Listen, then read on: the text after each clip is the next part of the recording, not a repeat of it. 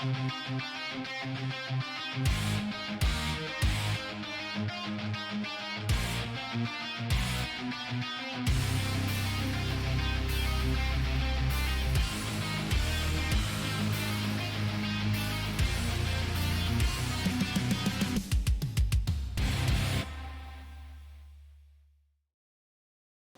evening, and welcome to Rick and Rasp's actual play of Cthulhu Dreamt. It's a brand new TTRPG that's over on Kickstarter, set up by Action Fiction, and we appreciate you popping in to take a look and see what it's all about. It's a very narrative sort of system. It reminds me in some ways, as I read through it, of Savage Worlds. Very narrative, which is very exciting to me. I love to hear what the players come up with. A couple of notes before we get started.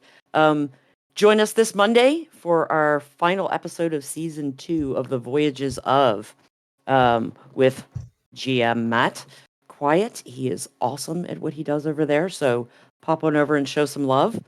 And we're also now starting to begin our Season 4 of Seriously Let's Play. And John also dropped another little bug in my ear just before we went live that we are running a charity drive for the Hawaii Community Foundation, the home of the Maui Strong Fund. It's getting money into the hands of the folks on the ground there in Hawaii to do the most good and help the people who are most in need. So how about we get started? I would like to go around the table and have my players talk a little bit about their character, and we'll just go straight down in order and start with Bink. So I am playing Andy Morgan. He is the long-suffering engineer of WREN, The Bird, the best radio station ever.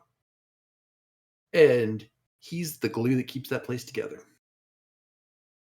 Hop on over to Aaron. I'll be playing Mark Spade, PI, private investigator and conspiracy theorist, as far as I can tell. Drowning in pot after pot of coffee, which I have available to me, so I will be drinking in character, which is fun. Keep that going around to Kaylee. I'll be playing Captain Abigail Hupp, firefighter, bodybuilder, and all-around gym rat. Kind of really into her work, and I will be trying to deal with some trauma, as I'm sure we all do.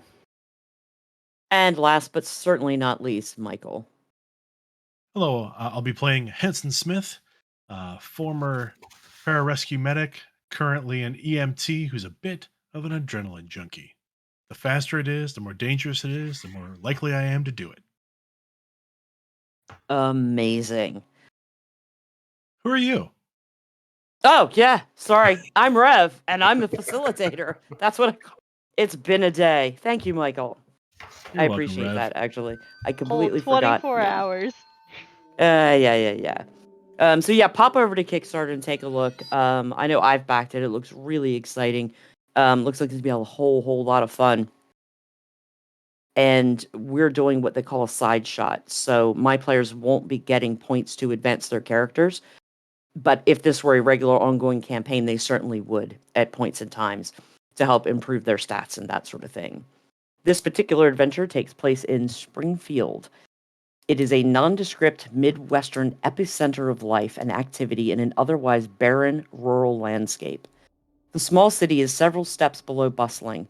Citizens of Springfield lead mundane, uneventful lives, shopping at the Springfield Savers, working in one of the 3 buildings barely tall enough to be considered a skyscraper, or listening to the still-breathing corpse of the local radio station WREN, the always bird of Springfield. Surrounded by miles of nothing on all sides, it's easy to feel isolated in Springfield, but that kind of isolation has a strange way of bringing people closer together. The Aylesbury Apartments are your home. A rundown building as old as the city, its glory days long past. Aylesbury is now just shy of a slum, complete with thin walls coated in layers of cracked paint, the landlord's specialty. Ancient air conditioning units hang from tiny single-pane windows like insect hives, with unseen swarms buzzing within. Well, usually buzzing anyway, but not on this particular day. The power's out. Again. You and your fellow tenants, all except Ruth, the older woman who's been missing since last week, have gathered in the humid lobby, growing warmer and more aggravated with each passing moment. The sunset seeps in through the glass of the electronically locked security door to the building, which now keeps you inside. The sleazy building owner, Sal, is wrangling the increasingly frustrated mob to which you belong. He informs you all that the failing generator in the basement of the building has hacked up its last dying breath and that his hands are tied until a repair team arrives.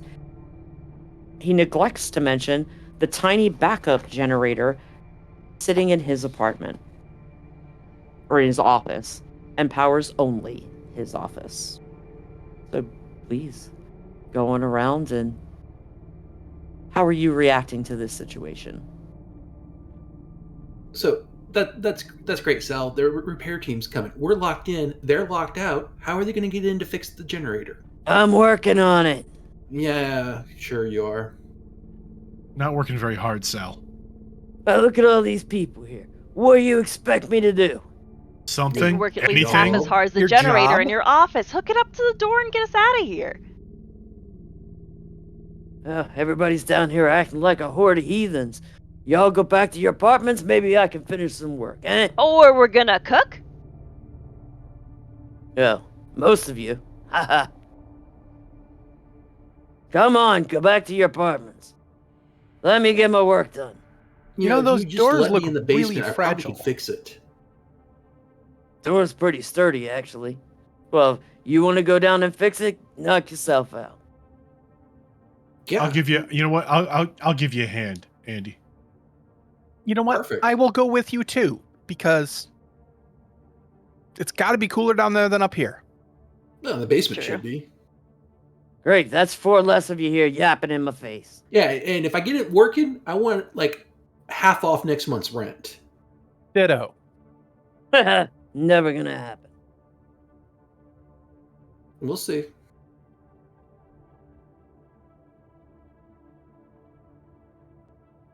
So we head down to the basement. Yeah. You guys, easily enough, you guys know this the building pretty well. You know the layout. Kind of take yourself back into this dank, almost always musty smelling building. The humidity in here, it feels like you're in a sauna. It's so hot and oppressive. You make your way back, open up the basement door, and this wave of cooler, even mustier, but cooler air greets you as you go down the stairs. Looks like these things are going to give way at any minute. Ensign Would you- moves. God, he's so cheap. Ensign moves pretty stiffly down the stairs. Just the slightest appearance of being a little bit in pain. Maybe like it was a hard leg day. Ugh, Any Little it baby smells deer like legs. Sal's or socks in anything? here. You meander your way down, kind of sticking closer to the wall where it seems that's the sturdiest the stairs are. Mm-hmm. And down into the basement, there's piles of junk and crap, and you swear you see a chihuahua dart across the room. And as you realize, wait a minute, that was a fucking rat. Shit. And Well, I guess if if the food runs out before Sal's repair people get in here, there's rats. as you're standing there, the light goes, and it's pitch black. Who saw You've that got to coming? you've got to be shitting me. So, Rev, real fast, I have augmented binoculars. What does that mean? Augmented binoculars. That's They're a on very my good character question, sheet.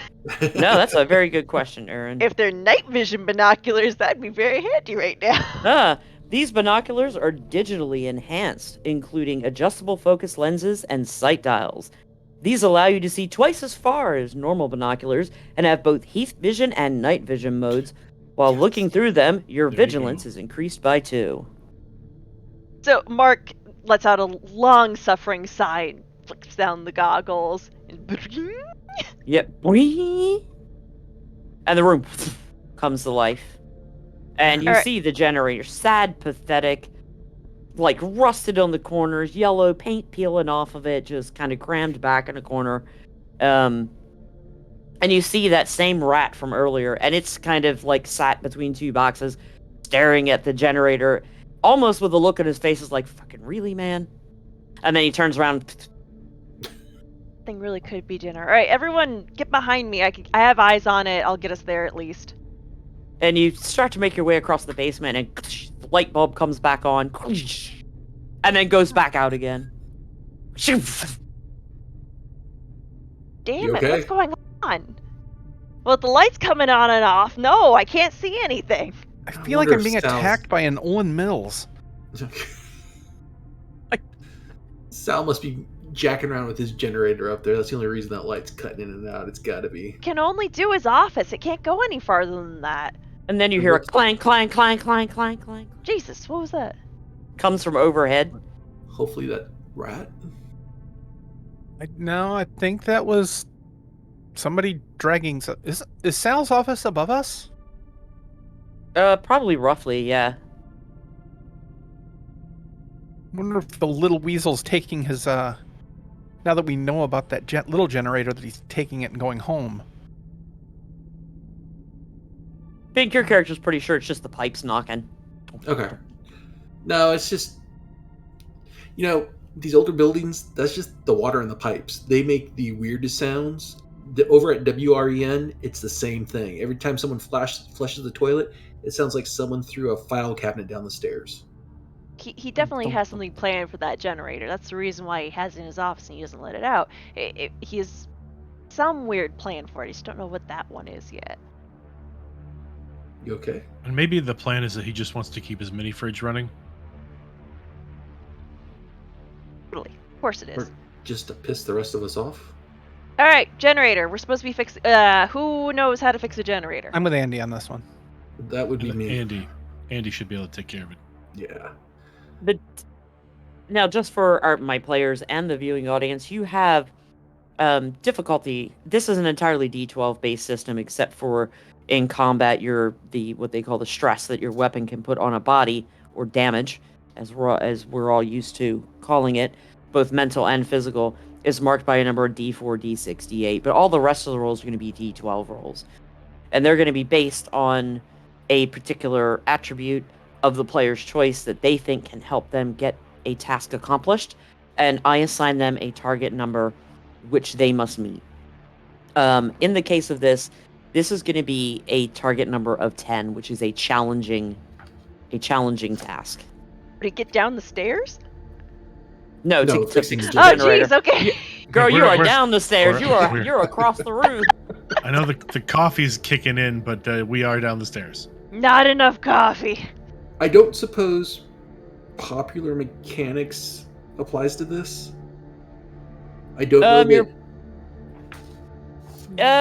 I'll let that as your call, because you have it's your popular mechanics is based around machines that you have never worked on before. Yeah.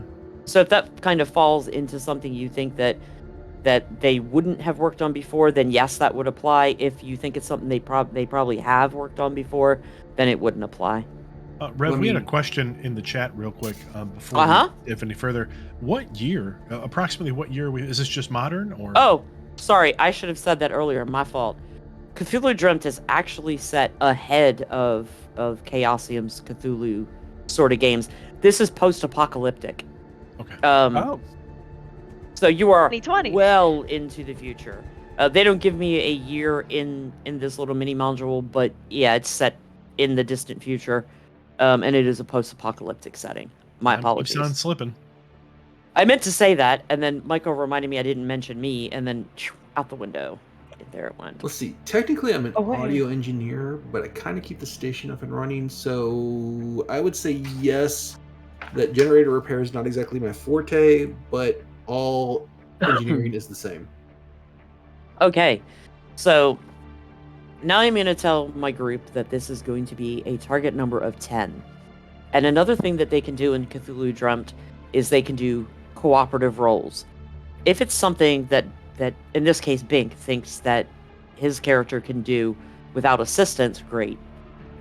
If not, everyone can describe to me how they're assisting, or what skill they're using to, or excuse me, what attribute they're using to assist, and add a +1 to that die roll and help achieve that target number of 10. Definitely could And- use some help.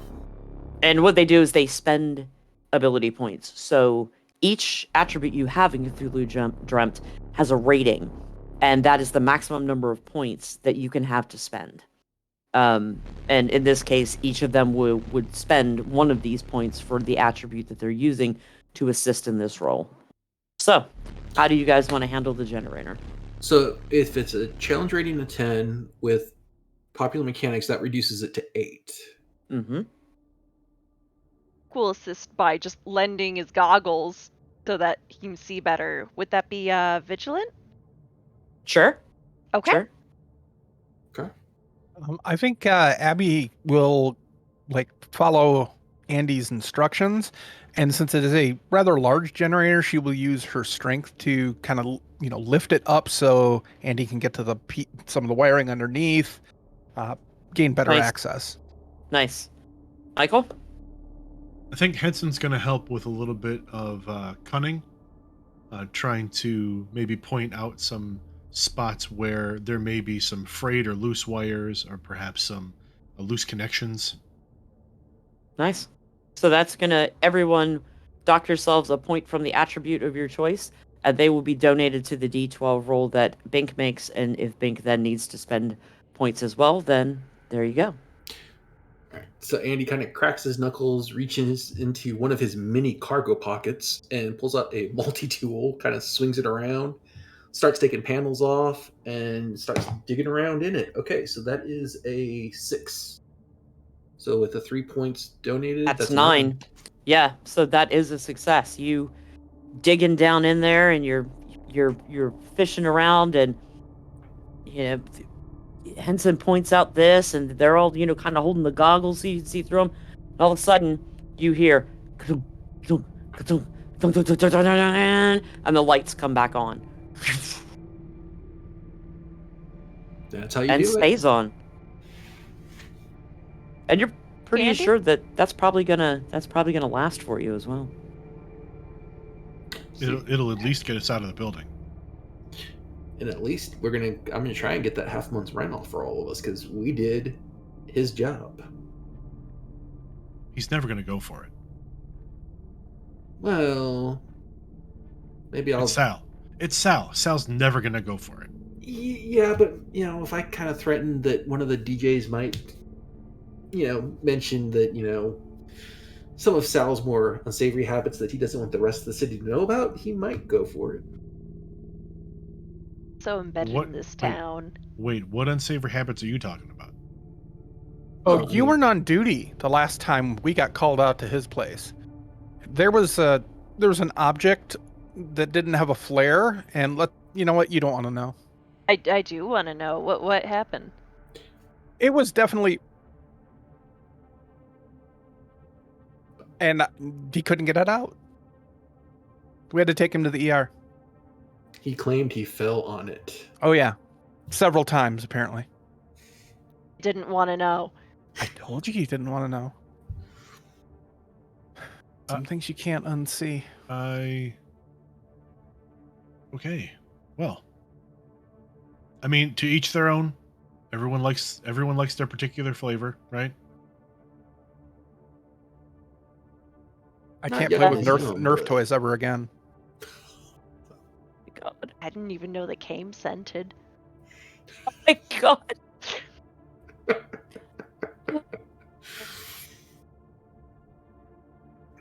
Well, I don't think there's much more we can do around here. That's gonna. Yeah, let's get outside where there's at least maybe a breeze. Well, I mean, don't- the I AC mean, will let's kick on go. at least. They always say nerf or nothing, right? That's the tagline. Isn't that the? I remember that from being a kid. I mean, that's what it was, nerf Yeah. or nothing, right? That one haunt your dreams. I mean, it will now. You never look at that little basketball hoop on your door the same again. Boy, or the basketball. He's had some weird childhoods. Let's get out of here. This basement Yeah. stinks. I head to the stairs. I would like for somebody to make a vigilance roll. Decide amongst yourselves who you want it to be. Do it. All right. And we don't add anything to this or anything, right? Just if we add You can. points I'm going to it? give you a target number of 4. Okay, so cool. you roll the die, and if you haven't hit that target number, then is when you can either fail the roll if you don't have the points, or you can. You got a 4 on the nose? Yep. Excellent. You see the rat run by again, like between 2 boxes, and it's got something in its mouth that's kind of shiny. That thing And just looks as you like think, dinner now. but just as you think you're about to figure out what it is, it disappears out of sight, and you're like, but it was so close. You were like, hey, that's... And then the rat goes, and it's... Hey, Andy, give me those goggles back real fast. I'm gonna... That rat's got something in its mouth. I just want to go see what it is. You know, Dude, just... It's a rat. It's a Unless big it's a rat. working air conditioner, I really don't care that much. I mean, honestly, Might the have thing been. could have been spark plugs for all I know. It's something shiny, and the thing could be messing with the wiring down here. Let's just take out the rat. We're already down here. Oh yeah, Great. that's fair. We'll repair people and rat catchers. Good. Well, now That- maybe we'll actually get half off on rent. God knows I need the money. You grab your binoculars back, and you kind of look down at the thing, and you see the rat it's holding what looks like a ring, and as you look again, you realize you see that there's a finger still in the ring. Damn. Oh, now, huh. Are there What is it? police in this, far future? What's going on? What's going on, Mark? Use your words. It's expensive. It costs someone, Gold-plated finger. spark plug? What Ring. cost someone a finger? Yeah. Cost somebody a ring. No, the finger. Somebody gave you the finger. No, the rat has the finger. All right, well, I mean, Henson's technically, gonna, the rat's giving her the finger, but yeah. which No, the rat hasn't given me anything yet. Mark, where's the rat? Where's the rat? Just point it out.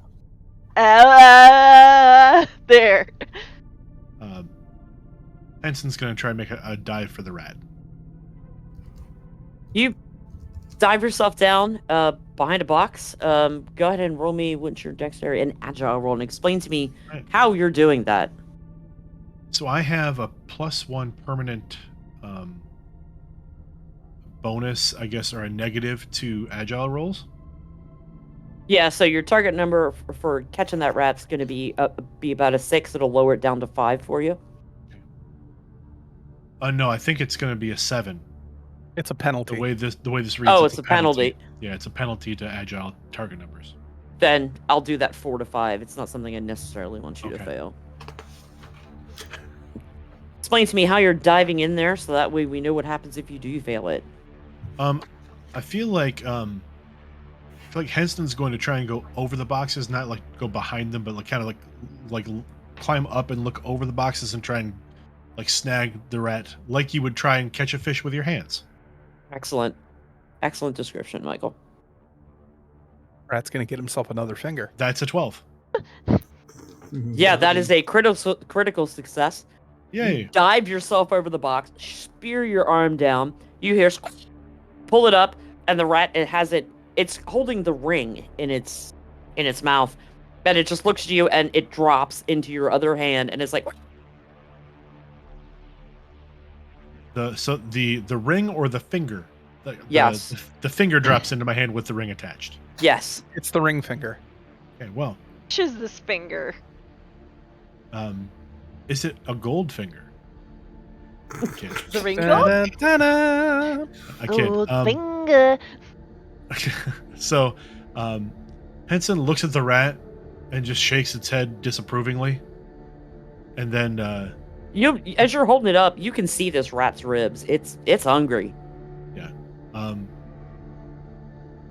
Henson will kind of like put the ring finger down on the boxes nearby, slide the ring off, and then just kind of give the finger back to the rat. And the rat takes it, and if you let him go, Yeah, there's nothing. You know, we Nothing could have we're put gonna that do in with this finger. Sal's apartment. Yeah, A but dead body down here somewhere. You guys know that, right? There's some dead body that's missing a ring finger. Did you notice, was the finger feminine, male? I mean, old, young? I mean, Gangrenous? fresh? well, I've got the ring. The ring will kind of give us an idea of what type of finger it came from. As you're looking at the ring, it looks like it's a woman's ring. Mhm.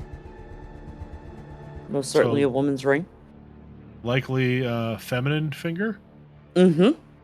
Great, there's some dead lady in the basement. So here. Even better. I mean, before you dropped the finger back to the rat, it was a longer nail, and it was shaped.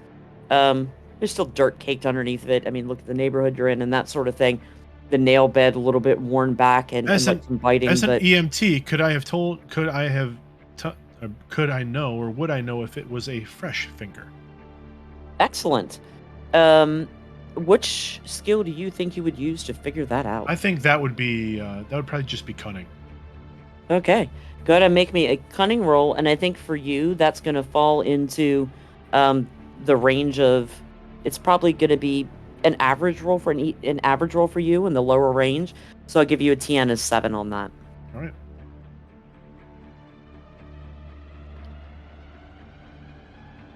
Well, that's a 2, so I'm failing unless I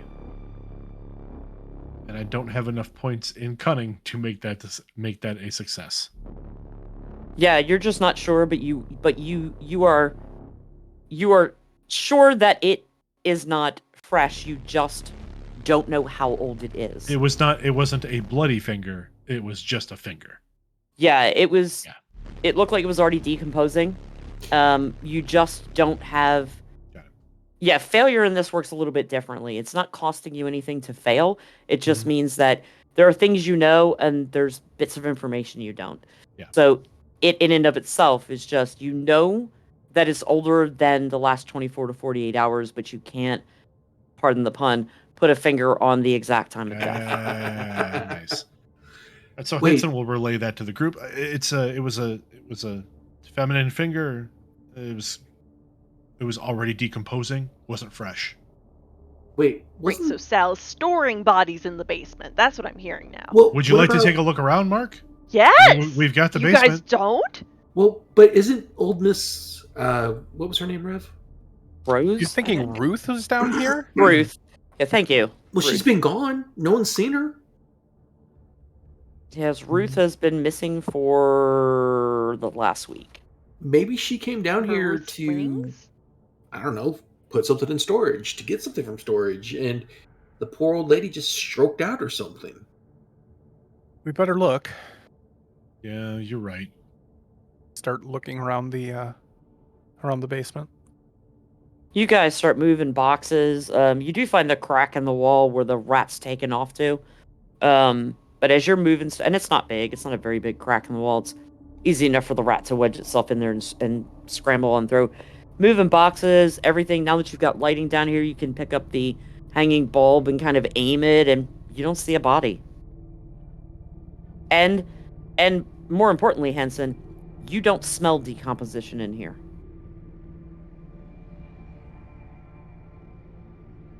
So, just FYI, everybody, if something was dying or dead down here, we'd probably smell it.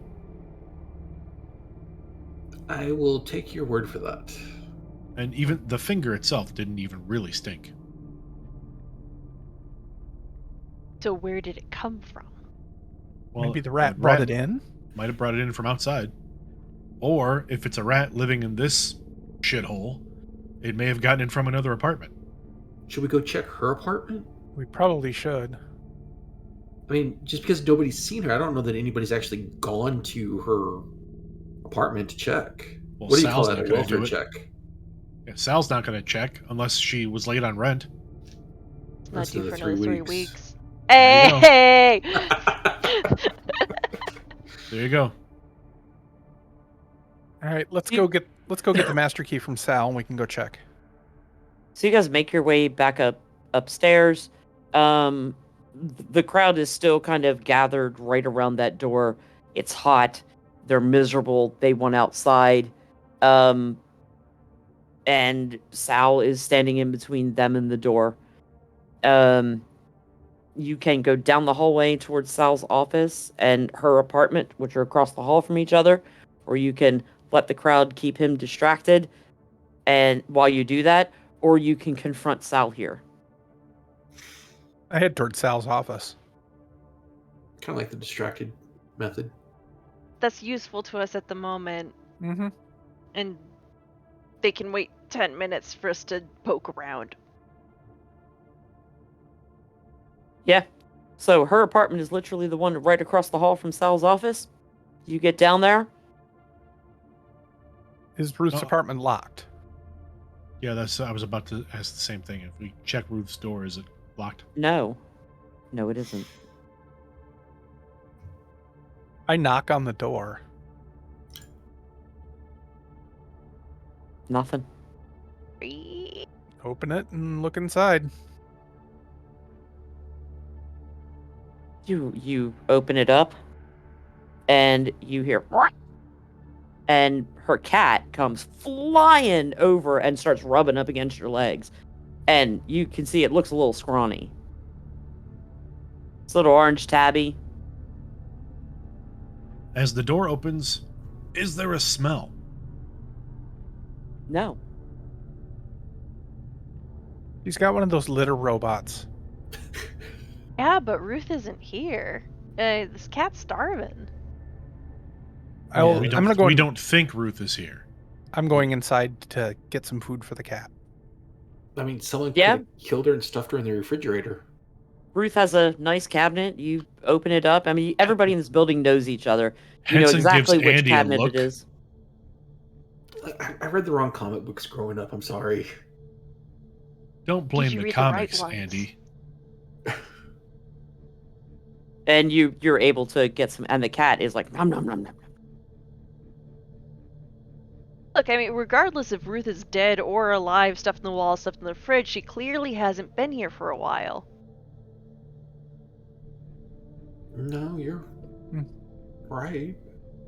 Does it look like there's a struggle, like something, like the room was tossed, or...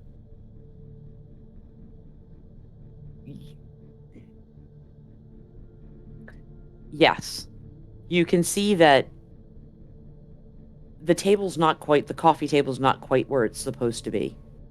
The rug has a little bump in it, as if it's been slid across the floor. The couch is slightly misaligned. But it looks like somebody tried to straighten up.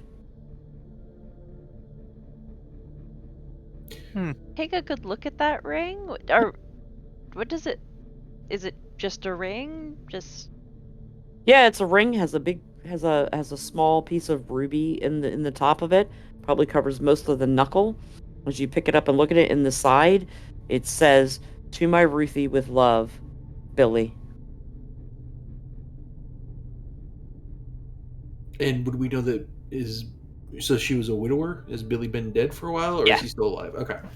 Been dead for as long as you've known her. He's been dead. Okay.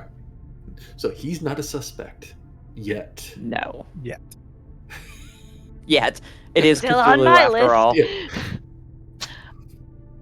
So things look a bit out of place, but I suspect we didn't know Ruthie well enough to know, like, if she was hiding something, but I don't even know what we're looking for. Or if she in was that case. obsessively neat, so this looks out of the ordinary to us. Right. Yeah, I mean, she was a very, I hate to say bog standard old lady. Her house was the way it was. You know, the furniture was old and of a certain style that seemed to suit her.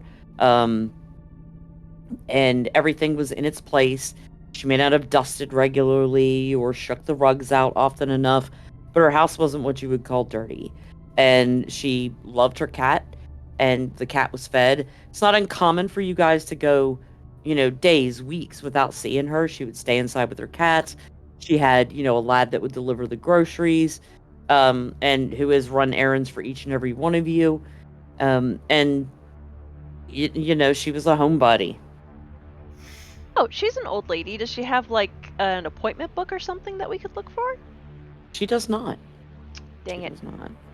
She never went anywhere. What about We're- Facebook? Trying to find out if she went on vacation. Henson goes to check the bathroom. Ryla meets.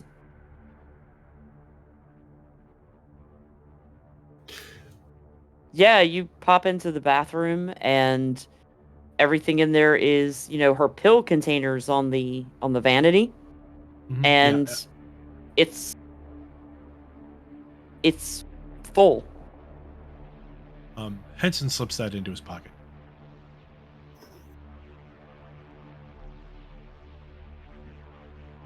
Does she keep the key to her mailbox like on a little hook by the door?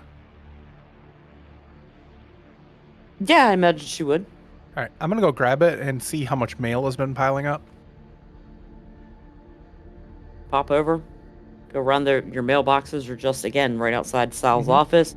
Pop it open. Mail falls out. Get a stack of it. Mm. Her copy of Cat's Digest is in there. Knitter Weekly. Mm-hmm.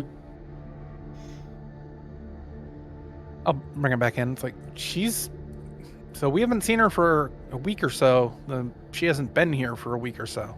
She hasn't just been hanging out in her apartment. Did you share that you found all of her pills, or you just pocketed it? Pocketed. Okay. And Kaylee, as Abby walks back towards the apartment, the smell of something hits your nose. Like out in the hall, or Mm-hmm. okay. I'll follow my nose. Because you were at the mailboxes. It always You had to be on knows. that side of the hallway, and it takes you right to Sal's office door. I go in. You open it, and the smell and stench of decay and death just permeates your nostrils. I just kind of like turn my head and it's like, Henson. There is and it's intermingled with the smell of cigarette ash and body odor. There's Patchouli. there's a desk and a computer, disorganized stacks of papers, and laying on the far side of the desk is the crumpled body of Ruth Petrillo. And she's ripe. Can one of you people that are used to this, can you check her hands to make sure that... I got it.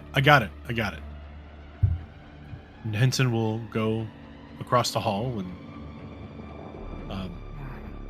Henson reaches into his pocket and pulls out a small vial, dips his finger in, and like rubs it under his nose.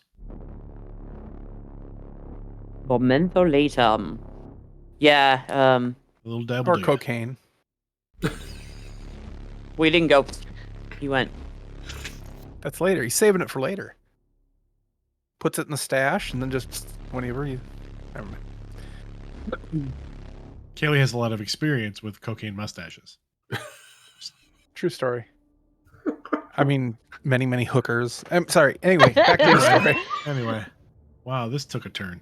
That took a complete U-turn. Yeah. Henson is checking the body, of course, looking for the missing finger. Yeah, there's no roll necessary for that. You can see it missing.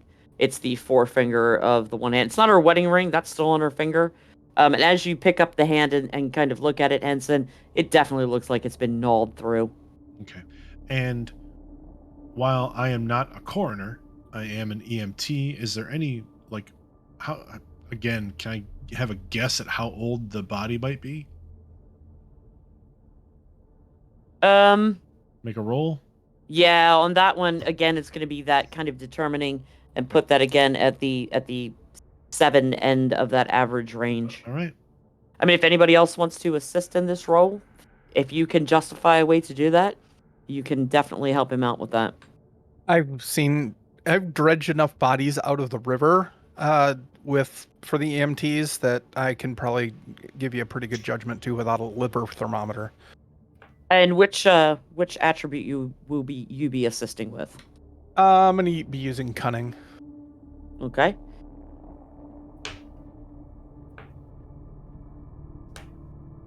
That's going to be a 6, and the plus will give me a 7. Yeah, it's a week. You would guesstimate that it's probably about a week. I'm gonna look, and is it an obvious cause of death? Like, is there a slit throat, slit wrists? Mm-mm. Nothing obvious. So what the hell, was he just storing her so he could take her social security checks? I mean, I wouldn't put it past him. That actually makes a No. lot of sense. That's horrible. Is There's one in is, her mail. Is the generator running an AC unit? In here? Yes. Yeah. And is the temperature in here significantly cooler than everywhere else? Significantly, no, but it is more bearable in here. So he hadn't turned it into like a refrigerating unit to No. Well, this is upsetting. I can't Abby- take her cat. I can't afford it. Abby goes across the hall and comes back a second later with a white sheet and drapes the body. What are we gonna do?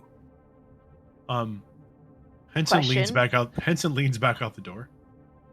Why is Sal? Sal barricading everyone in this building?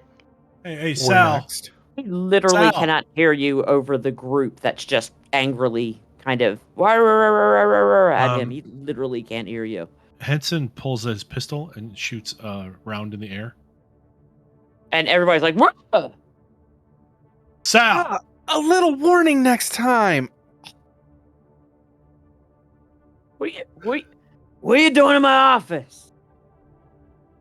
Sal, get the fuck over here right now. I'm a little busy right here. I don't give a shit. Get over here right now. That's it. Double had- rent next month. I head I'm not towards him. paying a goddamn thing. Get your ass in here right now.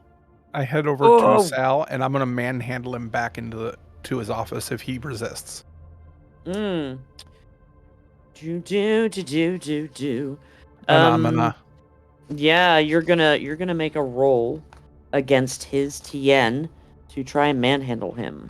Alrighty. Which attribute will you be Strong. focusing this on? Strong, 100%. Okay, my die. I do see another problem And- with this dice tower. How are There you we go. doing this? I literally. So, Abby is not a small woman. She is very big. She's over 6 feet tall, and she will walk over to Sal and look down at him and point towards the office. And when he doesn't move, she literally grabs him by the collar Mm-hmm. and half picks him up and starts marching him towards his office. Okay, so you intend to grab him by the collar and, If my pointing doesn't do it, then I manhandle him into moving. Okay. I rolled a 7. Yeah, you start, dog stepping him down the hallway. The others that are, because Henson is kind of looking out in the hallway. The other two that are in the room, you hear the scuffle going on outside, and Sal's trying to wriggle free, which he will be doing here in 1 second.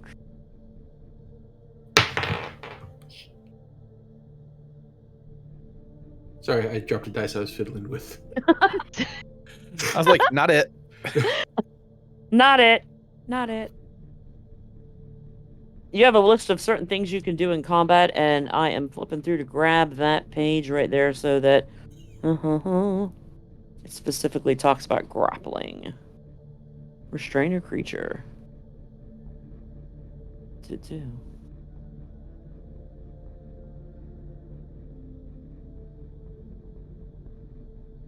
Yeah, as you're dragging him down the hall, he is going to make the effort to try and get away again. So, I need you to make that roll again, but Okay. you will get a +1 to it, and again, it's against his TN of 5. 7 again. So 8. Yeah, you've still got a hold of him? Yep. That is going to initiate combat. The way Okay. combat works in Cthulhu Dreamt is we look at how many agility points that each character has at the start of a round, and that will determine where they fall in the initiative order. They already give me one for Sal, so go backwards in the order. Michael, what are your agility points at this start? Right now, I have 4. So you will fall into, and I got a cheat sheet. I've got tons of them. Tons of cheat sheets. That's going to put you in tier 2, so initiative 2. All right. Kaylee, what is your agility? Currently, it is agility. Yes, it's a 2. So that will put you in tier 3, which is initiative group 3. Aaron, what is... Again, that's also going to put you in 3, and Bink. 1. You have 1, so you are also in 3. So the fastest among you at the moment is Henson. Even Sal himself falls into initiative group 3. So is there anything that Henson's doing as Sal's trying to wriggle away? Henson's going to just take the barrel of his pistol and kind of jam it into Sal's side. Okay, just the threat Yep. action. Let's just keep moving, shall we? So are you then attempting to intimidate him? I would say yes. And which of your attributes do you think you're going to use to do that with? I think I'll use tenacious.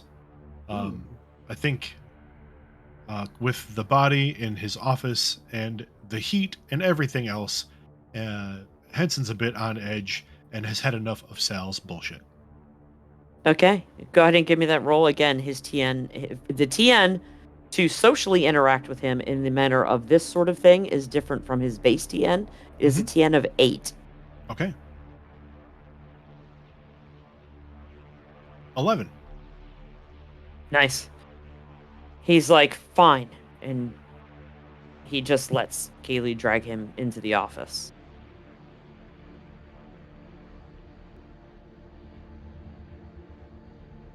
In initiative 3. Nope, sorry, Michael. You get 3 actions. You get a free action like talking to somebody, that sort of thing. Okay. Your major action, which would have been the intimidate effort, and then a free action like dropping a weapon, changing a weapon, that sort of thing. Those are the 3 things that you get. We'll use the free action as Henson kind of leans into the hall again. Power's on. Back to your apartments or get the fuck out. And the door's still locked. The front door's still locked. Oh, so I thought it was electric lock that we just... It is an electric lock, but powered. you need the key to open it. Didn't know that. Or a Bink-shaped key, to open it. Gotcha. But the people do start... They can hear the air conditioning coming back on. The lights are back on in the hallway. People do start to disperse at this time. So in that initiative 3, who wants? Does anybody want to take a turn? So that's what, Aaron and I? Yeah. You, Aaron, and Kaylee. Oh, okay. So my agility's 1. I'll go last. I'll take him to his. I'm pretty sure he has like one of those, like old timey like wooden desk chairs it's on wheels, but it's really squeaky, and I'm just going to like shove him into it so he's sitting. Explain that, and I point at Ruth's covered body.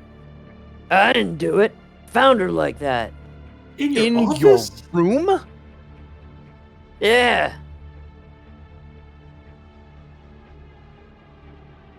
You never leave your office except to go to your...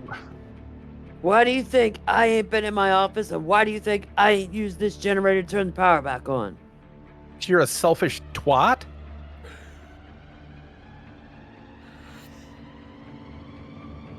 You chewed off her finger, Sal. What kind of crap is that? Let me open the front door. Let me get everyone out of here. I didn't chew on anybody's finger. What's wrong with you? What is your childhood trauma? Sal, let's put trauma aside for the moment. Give me the key so I can open the door. No. Why?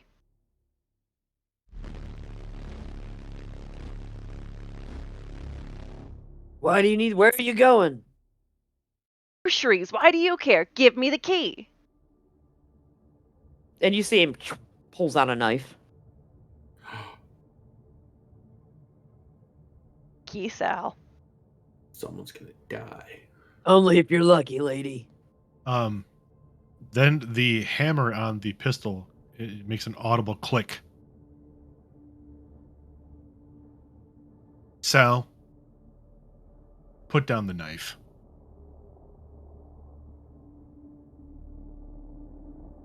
And he's gonna reach out and take a swipe at Henson's. You're holding him. Henson's got the gun, and just take a swipe. They said I wasn't rolling any dice. I do have to roll dice because tell you how much damage he does.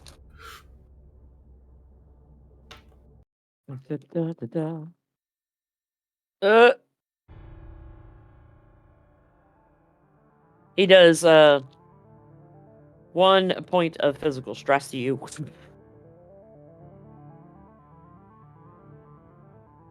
Cool. Kaylee has popped him down into the chair. Aaron still has a full action to take. And so does Vic. Really sturdy lamp around? Sure, I'm sure he probably has a desk lamp. Clock him with a very sturdy desk lamp. Yeah, that's gonna if you hit him, that's gonna do a D4 damage. That's TN5. Okay. You grabbing that? So that would be strong, I guess. Unless you can give me narratively why a different attribute would be better to use to whack him with a lamp.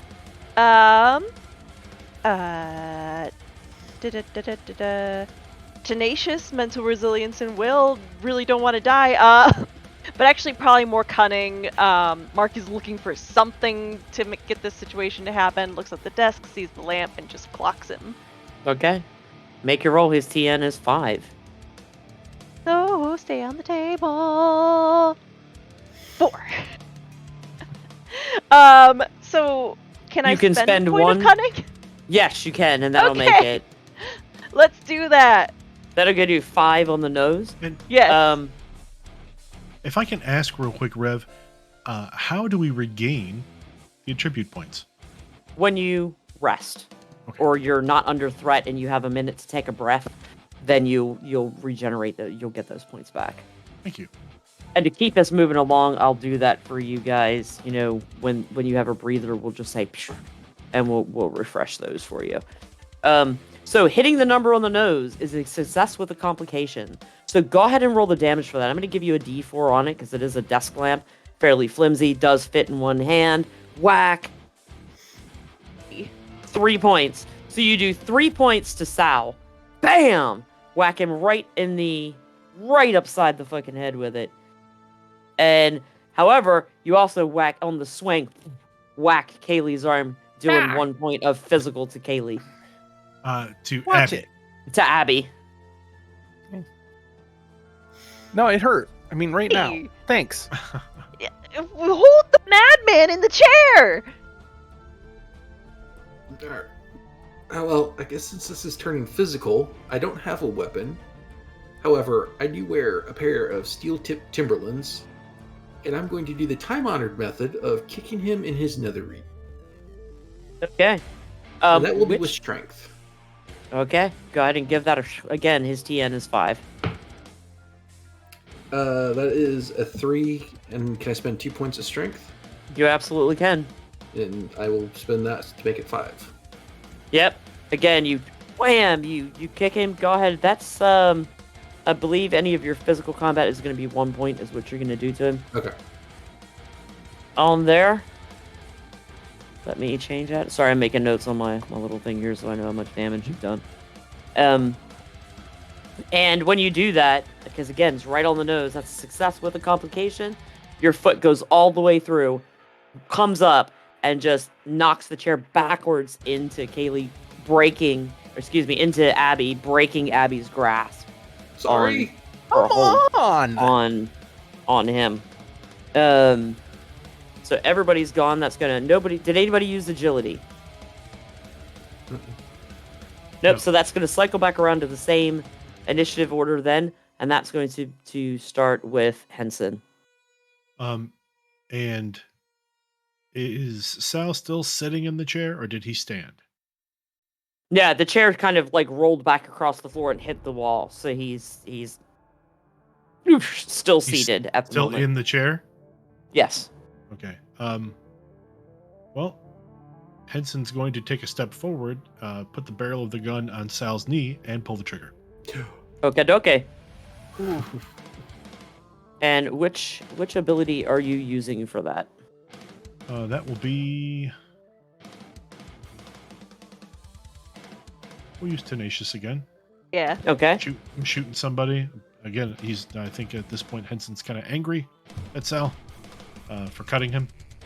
Even just a superficial cut. Let's end this fight. Let's end this. It's really a flesh wound. So yeah, we're going to do that. And so the pistol is 1d6 damage, and it has a close range attribute. Yeah, I guess, or you're definitely in close range. Okay. 9. Yep, 9 will hit. All right. Roll the damage. That is over as well, so go ahead and roll your damage. 5. 5. And being that that's at close range and you had above the success, I'm going to give you an extra point, so I'm going to give you 6, which is his knee blows out and blood just starts spurting out of that artery. Luckily, I'm an EMT. So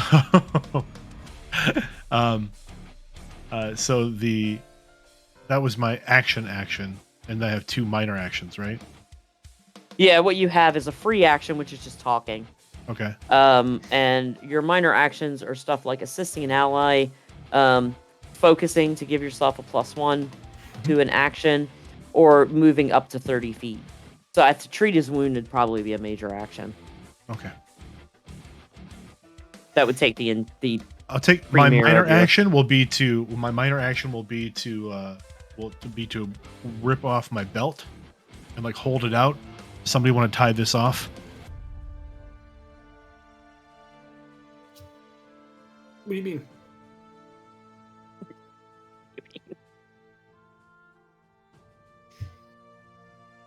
Just the generator had a backfire. It was not a gunshot.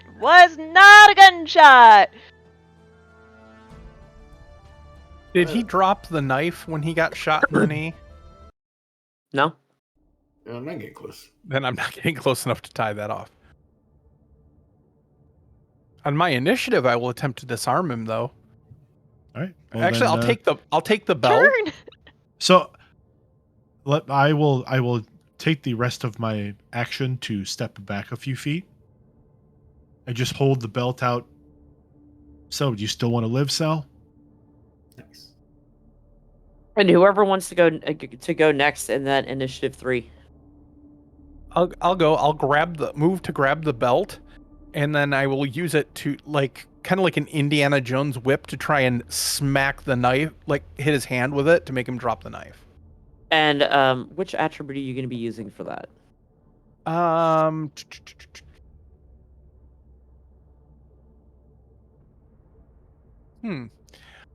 think I'm going to just try and put everything into it.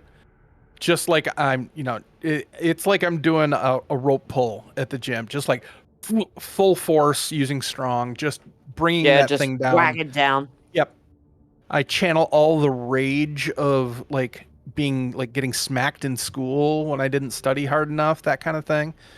Yeah, and you're using the buckle to crack down. Oh yeah. On the wrist. And it's got it's the tongue is like really stiff, so it's kind of pointing straight up. It's a little pointy. Mm. And that die went on the floor. Die said no. That's an 11. So yeah, you whack a hold of his arm, and the knife goes clattering off, and you do a further 2 points of damage, and the point on it comes down right in his wrist. Blood and he's losing even more blood more quickly. Get up, man! It's one way to disarm him. I'll move over and basically, since I can't tourniquet him as like a minor action, I will just here, stop yourself from bleeding. You can throw the belt at him. Yeah. He's gonna be dead. He's gonna be dead before anybody else takes a turn. It's too much. You've hit him in the one spot.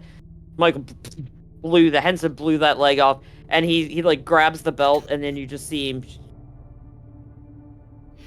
What, you don't want to survive? To be fair, now we've got our free eyes rent. roll back in his head.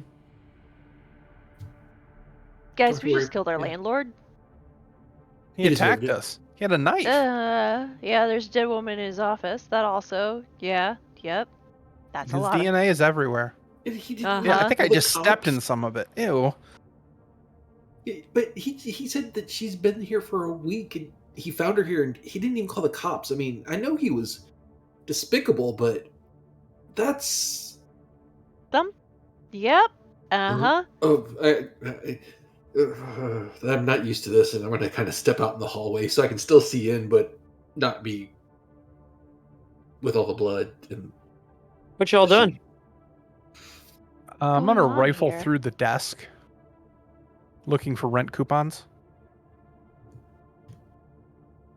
I'm gonna rifle around looking for Sal's keys so we can get the door open. If you can't find him, I'll go Jimmy it. They're in his pocket. Okay. Let's get that door open. Mark, you are so brave. There's even things I won't touch. I've fished bodies out of the river. Jingle, jingle, jingle. Do. It's a key card for the electronic lock on the door. Less jingly. Less Wappity.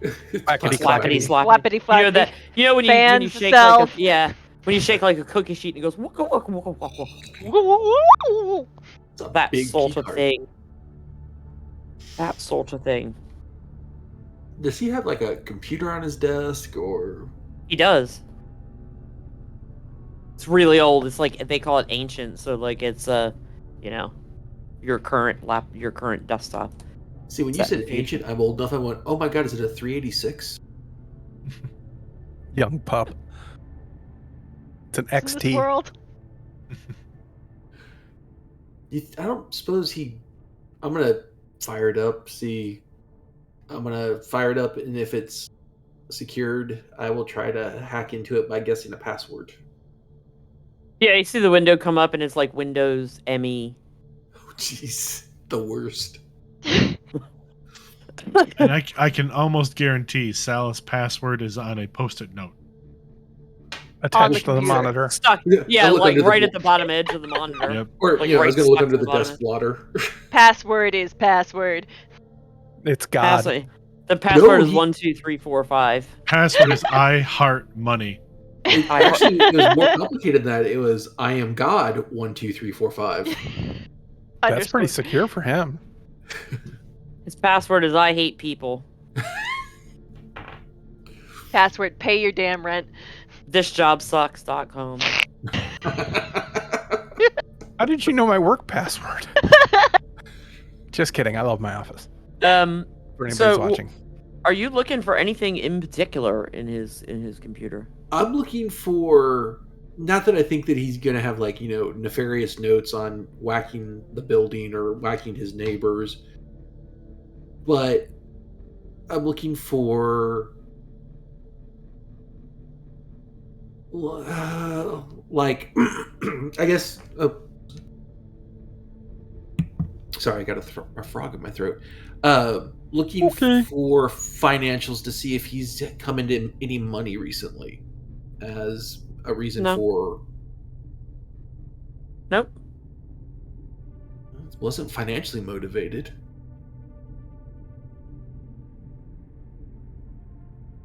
All right. Is there anything on the desktop that says Deep Dark Secrets? No. You see, in there is basically it's an Excel spreadsheet, and there's a couple of them. There's different books. They're for each like for repairs, and he's got a section for notes where he's called for a repair on something, and it's taken him weeks to show up. But you see the date that he called and the date they've responded. There's one whole ledger for rent, and it's all very neat and organized. Each of you in their names and paid, your name paid. Notes that like Henson needed light bulb changed. That's been the requisitions in there. You can see where he's called for somebody to come out and fix the electrics, and they still haven't come. So he's not been bullshitting you. He has been trying to do his job.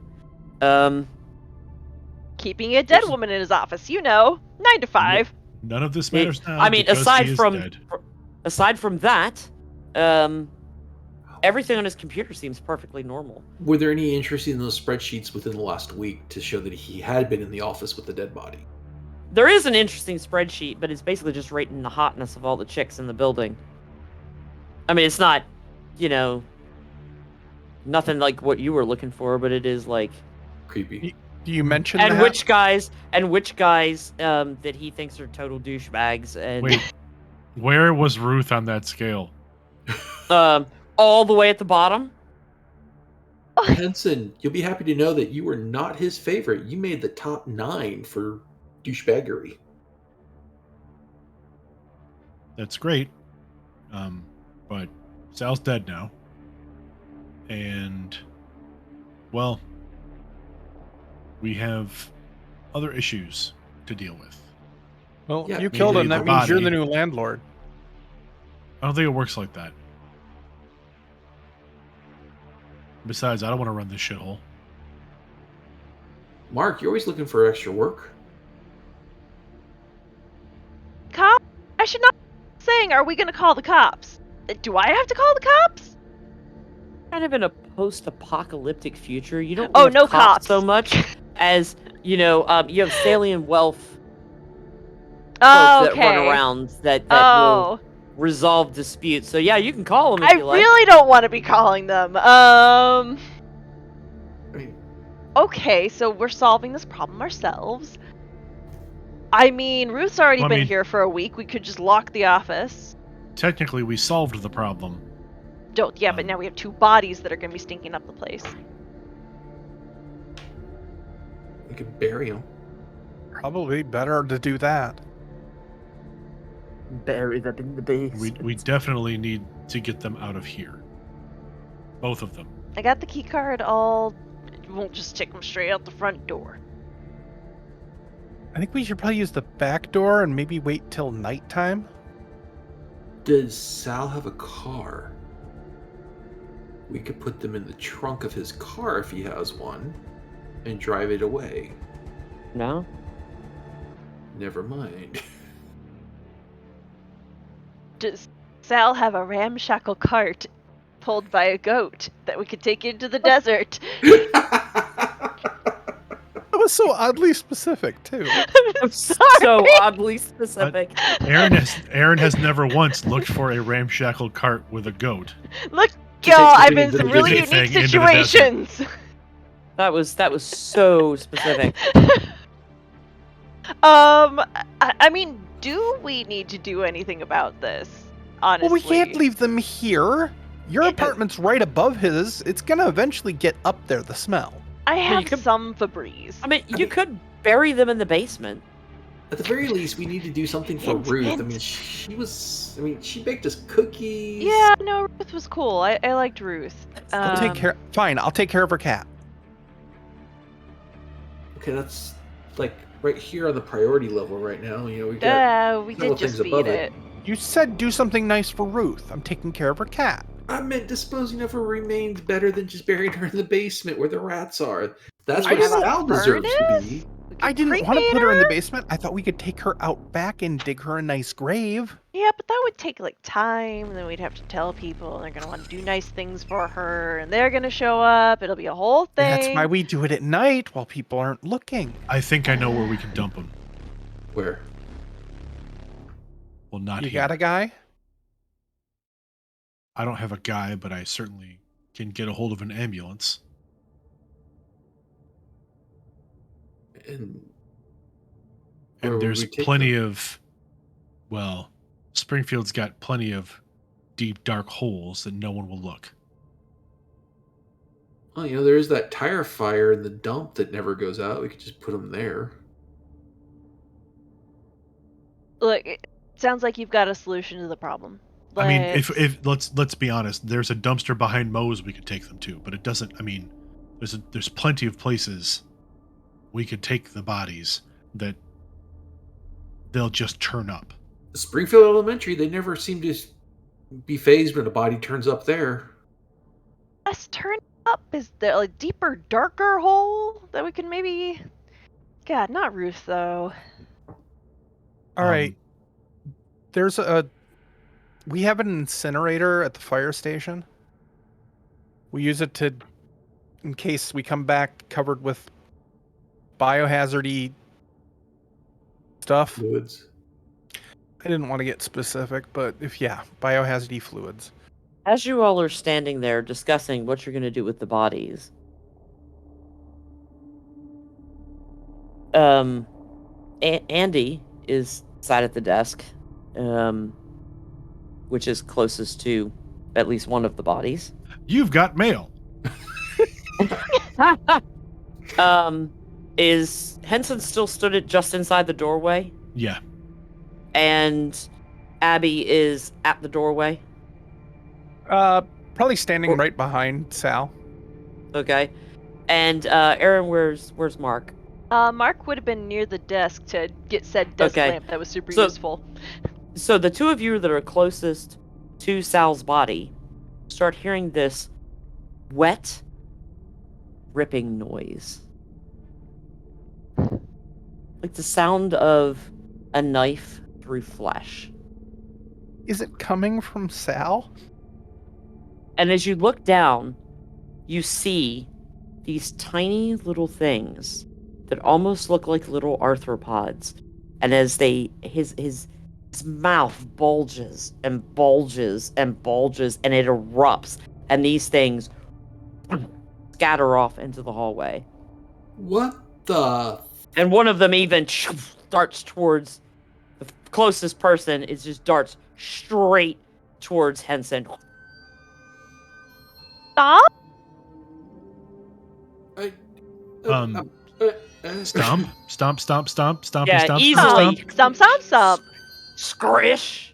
And you lift your foot up, and you've got this grayish sort of exoskeleton, and as you pull it apart, you see this greenish, grayish, mucusy thing in long strings, and it just pops apart. Andy kind of semi-hysterically is like, see, that's what happens when you go cheap on your exterminator. And you jokes see about him being a bunch of and bugs you in a see trash can, you see Mrs. Thompson from next door to you, Mark, comes walking past, and this thing literally goes up and just straight up her nose. Oh. And she's like,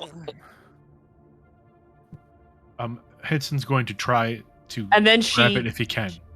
She's too far away.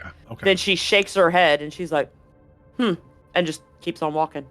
Oh no. Oh no. What the fuck was that? How do we? And on that note, folks, we're going to take our 10-minute break. Everybody get a nice bio break going, refresh your snacks. Now that I've grossed out my players, and come back for the second half of part 1.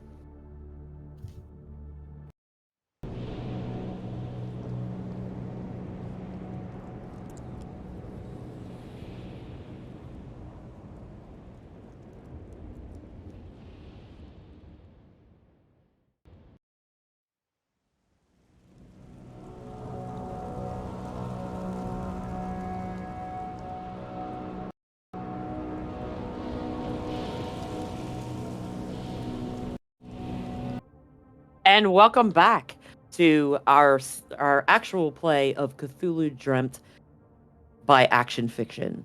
When last we saw our intrepid heroes, they were in the office of the landlord Sal, had discovered the body of the missing Ruth, And What, Ruth? as they bickered back and forth about what to do with the dead body of Sal, who fought back, surprisingly, and Ruth, who's been we dead for over a confronted week. Sal, and Sal pulled a knife. He Fair. chose violence. I'm not So- judging. I am not judging. I'm not judging. That is not her judgy face right there. But you guys sat around long enough, and I thought, let's get these guys moving. So Sal erupts in a sea of little tiny arthropods that took off. And no matter how many you stand there in the office and stomp, boom, boom, boom, boom, boom, boom, boom, a number have gotten away and take off directly towards the residents of the apartments. And you guys they're so fast that before you can do anything, they're gone. And one went up a nose. You saw how quickly it infected your neighbor. Thompson. Yeah, she didn't even act like She it barely bothered her. flinched. So That happened. we have a problem. Uh-huh. You think? At this point, an apartment-sized problem. Yes. Apartment building-sized problem. Yeah, but okay, so that thing went up her nose, like, and she didn't even realize it. Uh-huh. Mm-mm. I'm not usually the one that's super paranoid, but how do I know you guys aren't infected? Did you see one of those things go up our nose? No, but I didn't see anything go up Sal's nose either, and he was obviously infected. Did you see the shock and surprise about? Is it because something's up your nose that you're questioning our noses? Guessing Playing Ruth the is up the patient nose zero. Playing the up the nose game isn't gonna help anybody right now. I mean, Fair. to be fair, Sal was acting totally normally, and then all of a sudden we tried to get out, and now Mark- he's erupted into bugs. Mark might have something there. Maybe Ruth was the original host. And she wandered Oh God, into what about the Sal's... cat? Oh no, not the cat. Well, you already volunteered. Looking at if so, Henson's gonna go over and look at Ruth's body. We just saw how those things erupted out of Sal. Does Ruth's face look similar? As far as Now that the things are out of Sal, he looks normal. Oh, they didn't. Okay. you said, so they didn't actually like burst out; they like crawled out of the orifices that were already there. Think of like a tight opening and a whole bunch of cockroaches, and then you pull the plug and they all go that kind of thing. It didn't actually stretch the opening; they just. Oh, Well, as we've already established, Michael's like one this. of I his was like, holes "Look." was already stretched. Rev.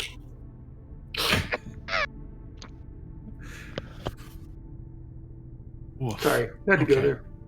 The Yikes. no matter how I try to clarify, that's just going to make it worse if I say the Yeah, no. orifice. It just Yeah, doesn't. no, yeah, I got you. Yep. So But I mean, his- when you were talking His about like jaw the wet, looks normal.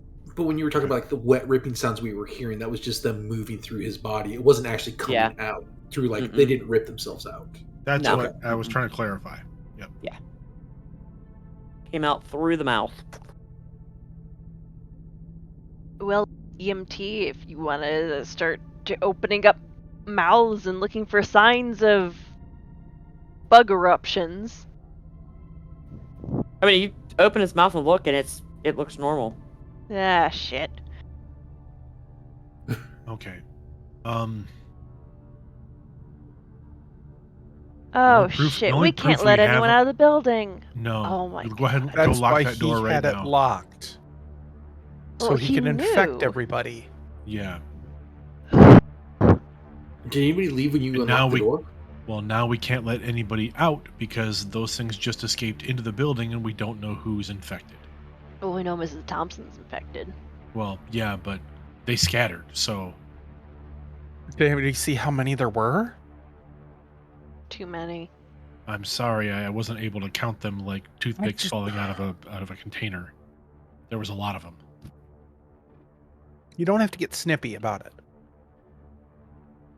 Fuck's sake, you sound like my Sorry. ex-wife. No, it's fine. It's fine. All right, first things first. Let's lock the door. The door Agreed. is locked. Well, I thought Mark went and unlocked it already. No, we talked about it and have really made it out of the office Okay, before. okay. So Okay, cool. just Before like the that. The eruption? Before the eruptions of the orgy. Oh my gosh, you guys. All right, so let's just hold on to the key. Don't leave it here. Yep. What do we do? Are we going to just go from apartment to apartment, knock on it, and be like, "Have you seen anything unusual lately?" Thompson But didn't even this- seem to well, notice. You guys Exactly. start hearing a very loud sound. It takes you a minute to realize it's the sound of a rotor, like that from a helo-jet. Oh, that's another label of bad. And you hear what possibly sounds like an announcement, but you can't quite make it out from here. So With the there door roof- shut. Is there roof access in the apartment This complex? this building doesn't have a flat roof. It's got an attic, but it doesn't What really about have a flat Do roof. we have Does Sal's window? office have a window? Yeah. It doesn't. It butts up next to the Oh, building next door Jesus. to it. What about Ruth's apartment? this is a death trap. No, she's also she's across the hall. So either way, you'd have to go. Bam, Pretty bam. sure that's I'll against go to the building door code. and listen to glass. They're big solid doors. There is no glass. You have to Oh. open the door to hear what's going on outside. Okay, Have, so I have the think people dispersed or Yeah, they've gone back to their apartments. Oh. let's open the door long enough to hear what's going on. bring the key?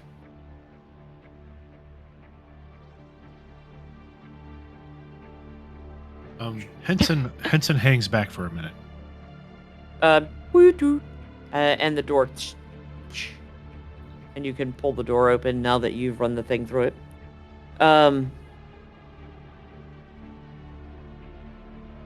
You hear in the distance the sound of sirens.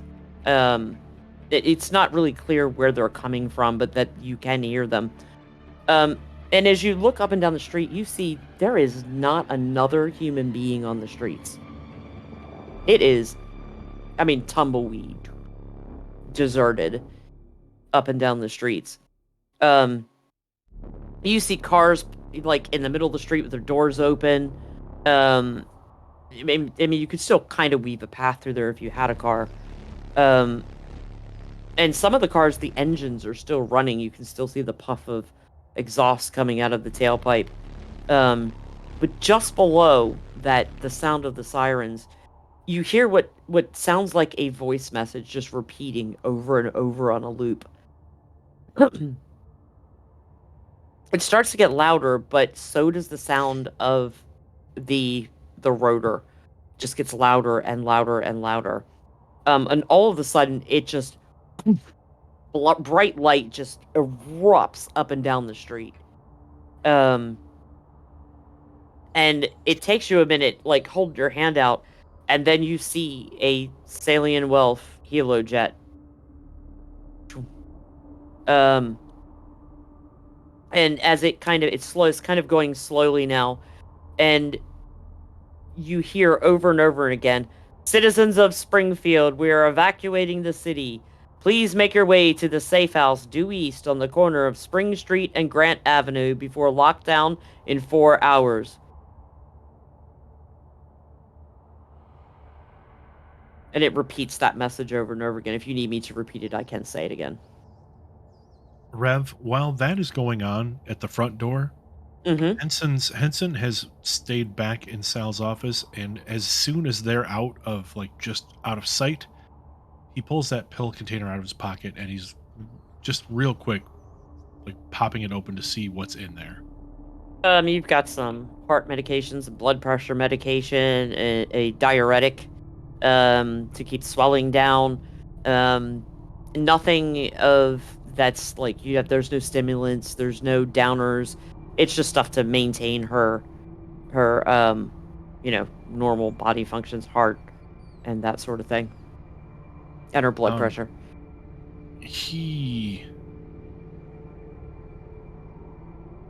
Henson just kind of under his breath says, "Fuck," and closes the pillowcase back up and then slips it back onto Ruth's body. Yeah, you can slide it into the pocket of her housecoat. Yeah.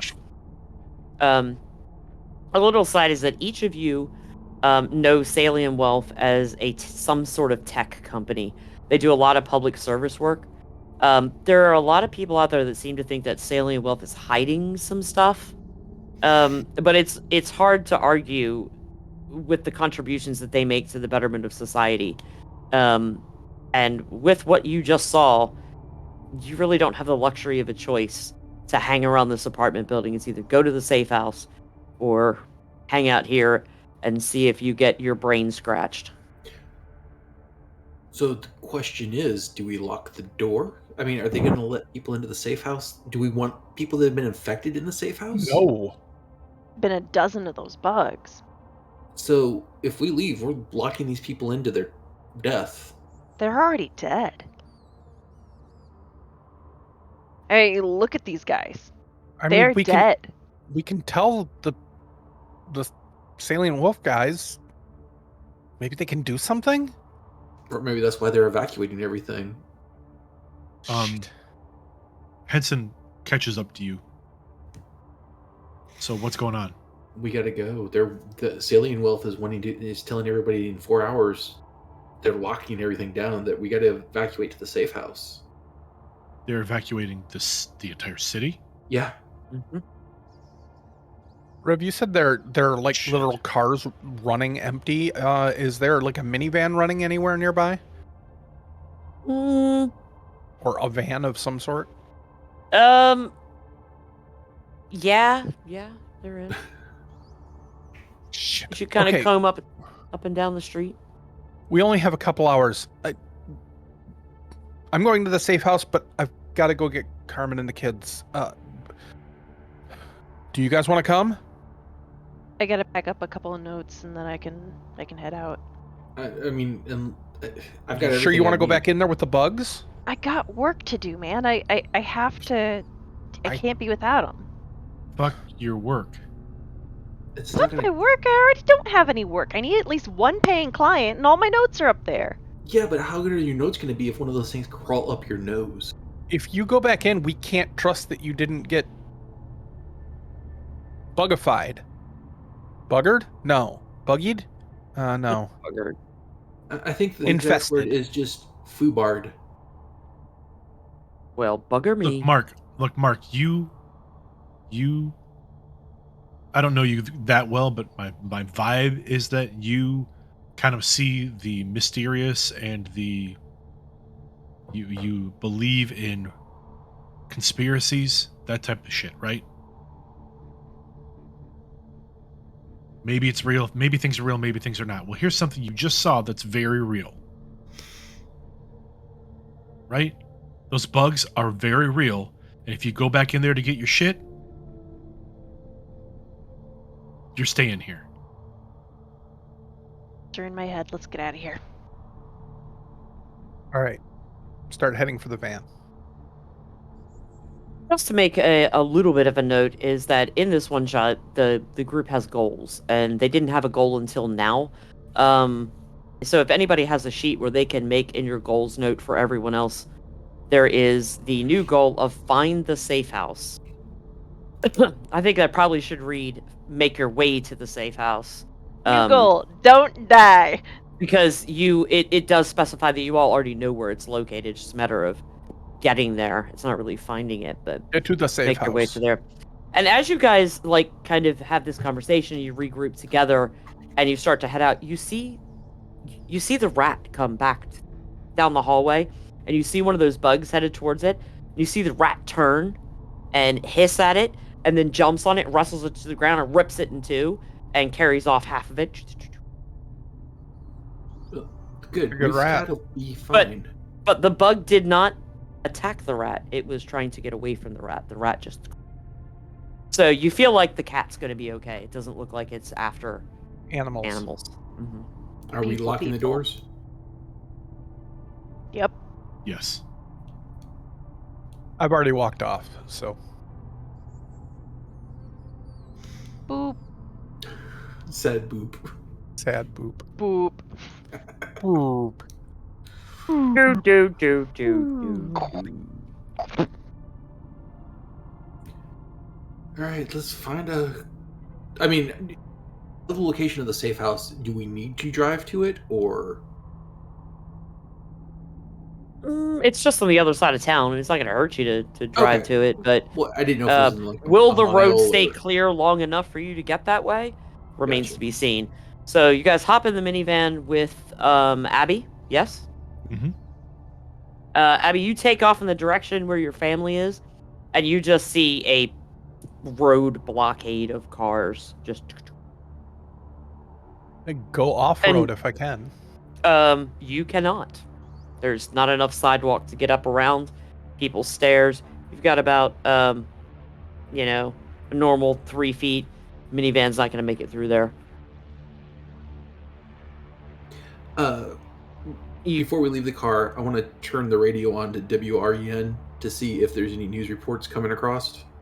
You just hear music playing at the moment. Okay. You can certainly leave it on. Turn that off. I don't want to give that person up. I don't want to let them go. I know, They but don't if have to there's tell something me. urgent comes across, the station will be the first to do an emergency broadcast. I know, but this There's song anyone to is broadcast crap. other than you. Yeah, doesn't it like kind of run itself anyways? Isn't it all recordings? No, Frankie should be there reporting whatever's coming across the wire. Unless Frankie's For your been family. bugged too. No, Frankie was at work. Otherwise, he would have been with me when we went in the basement. Yeah, but Frankie could be bugged too. Out at the station? Possible. Yeah. We don't know where those things are. Anybody we run into at this point could be bugged. Rev, are cell phones still a thing? You said it's post-apocalyptic, so I wasn't sure. They're not mentioning any new phones in here, so I'm going to say at this time the cell phone network is down. Okay. Because I don't obviously have the full source book to know if that technology still exists. So we're just going to go with the cell phone towers are jammed and you can't get through. Okay. I bet it's safe to assume that there's still like shortwave radio since we're using radio stations. So like maybe Yeah. CBs. Yeah, that sort of stuff. As a dispatcher, would that be something that you would have in your, or as a, would you have that in your van? Not my van. Oh. It was a Random running van Commandeered running van. Did you happen to grab the van with the giant antenna on the back? It had a And the bright satellite stripe. dish. It was armored. had Urban assault vehicle. The Yeah. flames make it go faster. Had to sleep, babe. You turn the van around and you go back down the streets. You get to a point where you just the van can't go anymore. You're gonna have to go it on foot. However, we're now in the journey section of the game. So what's going to happen is as you make your way across, it can be done a couple of different ways. Depends on the type of journey. But to give an example of how that works, we're gonna go ahead and have you run into one of the obstacles that can be present. And there's entirely possible you could have an uneventful journey. It's not a long one. So in this instance, I want to find out from the players whether or not they want to use the fast or slow approach of taking this journey. And you also want to take into account the difficulty of the terrain, generally speaking. In this instance, they're just going to be a fast or slow. It's not going to be a super complicated thing in this particular one shot. It's just if they choose to go fast, it's going to add 1 to the TN for every time they try to interact with the environment. If they go slow paced and take it more cautious, they're not going to get any additional penalties to their journey and their rolls. So folks, which would you rather do? You want to get there as quickly as possible, or are you gonna? You have 4 hours. You're gonna take your time. Abby is worried about her family, so she's going to try. Her focus is trying to get to there and then get to the safe house. Okay, so So I where think are she they? would Though? hurry. They Why are Why aren't they in their apartment? Well, we don't live together anymore. Okay, she has the house. Oh, sorry, I didn't realize that things were Remember that when I bad. moved in 8 months ago? I just thought it was a late hours thing. You're trying to be. I'm sorry. No,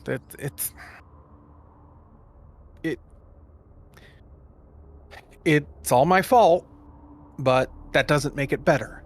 So I want to. Why don't you guys go to the safe house? I can make it. I'll go Like, with you. I'll no, help. no. Fuck that. We're not splitting up.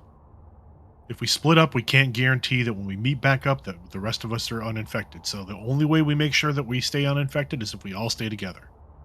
Well, and before we do the side trip, I mean, are you positive that? I'm sorry, out of character. You said their name was Carmen. Yeah, Carmen. I mean, are you sure Carmen didn't already take the kids to the safe house? I mean, it sounds like they've been broadcasting that for a while. I don't know, but Rev, which way is their house past the safe house, or We say it's on the way, or is it out of the way? because it doesn't specify. Okay. It doesn't really specify in here.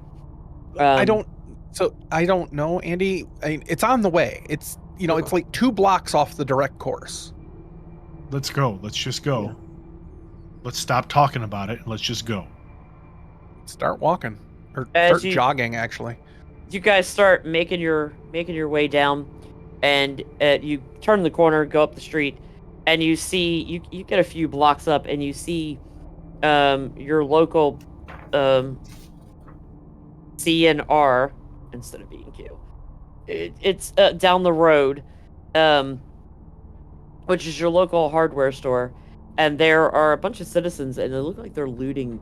They're in the middle of the street. Looks like they're in the process of looting the place. I'll run towards them and start yelling, "Hey, come on! It's an emergency! Get out of here!" Hey, this is not worth our time. Come on, we're come trying on. to find your family. Abby, we don't have time for this. This is our city, though. It's our Yeah, city. it's being evacuated. It's full of bugs. Yeah. We're gonna leave anyway. Now, come on. Right. What's more important, the looting or your kids? Fine. Let them. If we go down this alley, we can bypass it. And Hey. this is like a grocery store. It just says the local hardware store. Oh, Yeah, I mean, hardware you store, could okay. you have options here. You could ignore them and go away. You could go up and join them, or you could try to fight them off. The player would love to go and loot and get a nice axe or something, but the character loves her city Right. and would stand up for the citizens.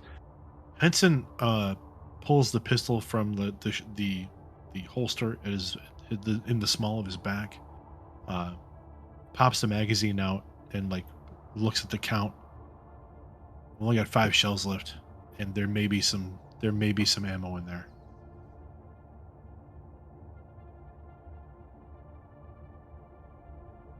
Is there a side door to the store off the alley we are going in? Yeah, I'll give you a side door off the alley. It's got an electronic lock to it. I can Hey, try and bypass that. Yeah, Andy, can you? Yeah. Hey guys, Alright. make it down the alleyway before the looters take notice of you. Find yourself a nice little, it's not really a side door. It's more like a back door in through the Like a loading door? Yeah. Well, there is a smaller door, but yeah, it's basically in the shipping and receiving bay. All right, I'm gonna walk up to the little keypad. I'm gonna flip out my trusty handy dandy multi-tool, and I'm going to bypass the security lock. Excellent. And you will be using your Cunning. to do that. Yes. It's this sort of lock. It's probably something you've dealt with before. That kind of electronics, would you say? Yes. Yeah. Definitely. Yeah. Definitely. It's. We used to do this back in school, so. Yep, I am going to float you a... I'm going to make that an 8 difficulty. Okay, I got this. Anybody wants to assist, you certainly can. I rolled a 12. Never mind, you don't need it. Which is sad. I really wanted to use breaking and entering, one of my specialties, which allowed me to spend double the points if, but that's cool. I'll take the 12. Yeah, no, you're absolutely. good. Andy walks up and is like, "Deet, deet, deet, deet, deet." You could see the finger imprints on the buttons, and in the first shot, you press them in the right order, and he pops the door open. Someone was and- eating a powdered jelly donut before they Yeah, and used the it's keypad. like stuck right in there, and you're just like, doot, doot, doot, doot. It was also And 1, this 2, 3, class 4, is why we 5. change our password once a month. Passwords are like underwear. You should change them often. Really? Oh. Yes. Come on. All right, well, All right, so turn them inside out at least. the door What? pops. Your Figure out- passwords? Henson, Sorry. Henson Kind of just flip 'em. Henson looks Okay. at the rest of the group. Look, I just need to get ammo. I mean, I don't know if anybody wants anything else, but that's all I need out of here, so we can be in and out and we can get moving. I mean, Each one of you, again, tell me how you're searching for supplies. I will give you I'm going to just make you make a base roll, and depending on what TN you hit, it'll be and whether or not you know what I mean. We're going to figure out what you kind of find in there, if anything. I'm going to look for like a what is the word? A scythe, a garden scythe, that you would use to, chop down tall grass. Mm-hmm. Like a handheld. Yeah, just like the old fashioned, use it on the farm. I don't want to get close to anybody. And Okay. I'll just do the gardening to do that and see if I can find one. Yeah, whatever. Just let me know what skill that you may or may not use that, and just roll. Just, Give it a roll. I guess cunning to find the garden section. Have we recovered any of our points? Not yet. You haven't had Okay. because you've been moving, but you can certainly. You'll notice that this room in here would allow you all to take, a little bit of time to sit down and regain your points. You came in through the shipping and receiving manager's office, and you can certainly lock that down, and nobody will be able to get to you. Each one of you will be able to make a roll to loot some supplies. I have a specific list, so just explain to me how you're looking for supplies, and then I'll have each one of you make your rolls. So Binks already told me how. Aaron, how are you looking? Mark is going straight to pest control. And looking at bug swatters of large size and any sort of propellant bug things. A raid. Oh, there's also no. that like borax or something that gets in like their crevices and makes them go ow and die. Haley. Abby is going to look for one of two things.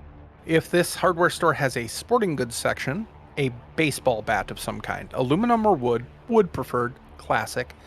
If not, like a axe, like a chopping wood type axe. Yep. And whatever she finds, she will leave money behind for it. Oh my god. Michael? Henson's going straight for the hunting supplies.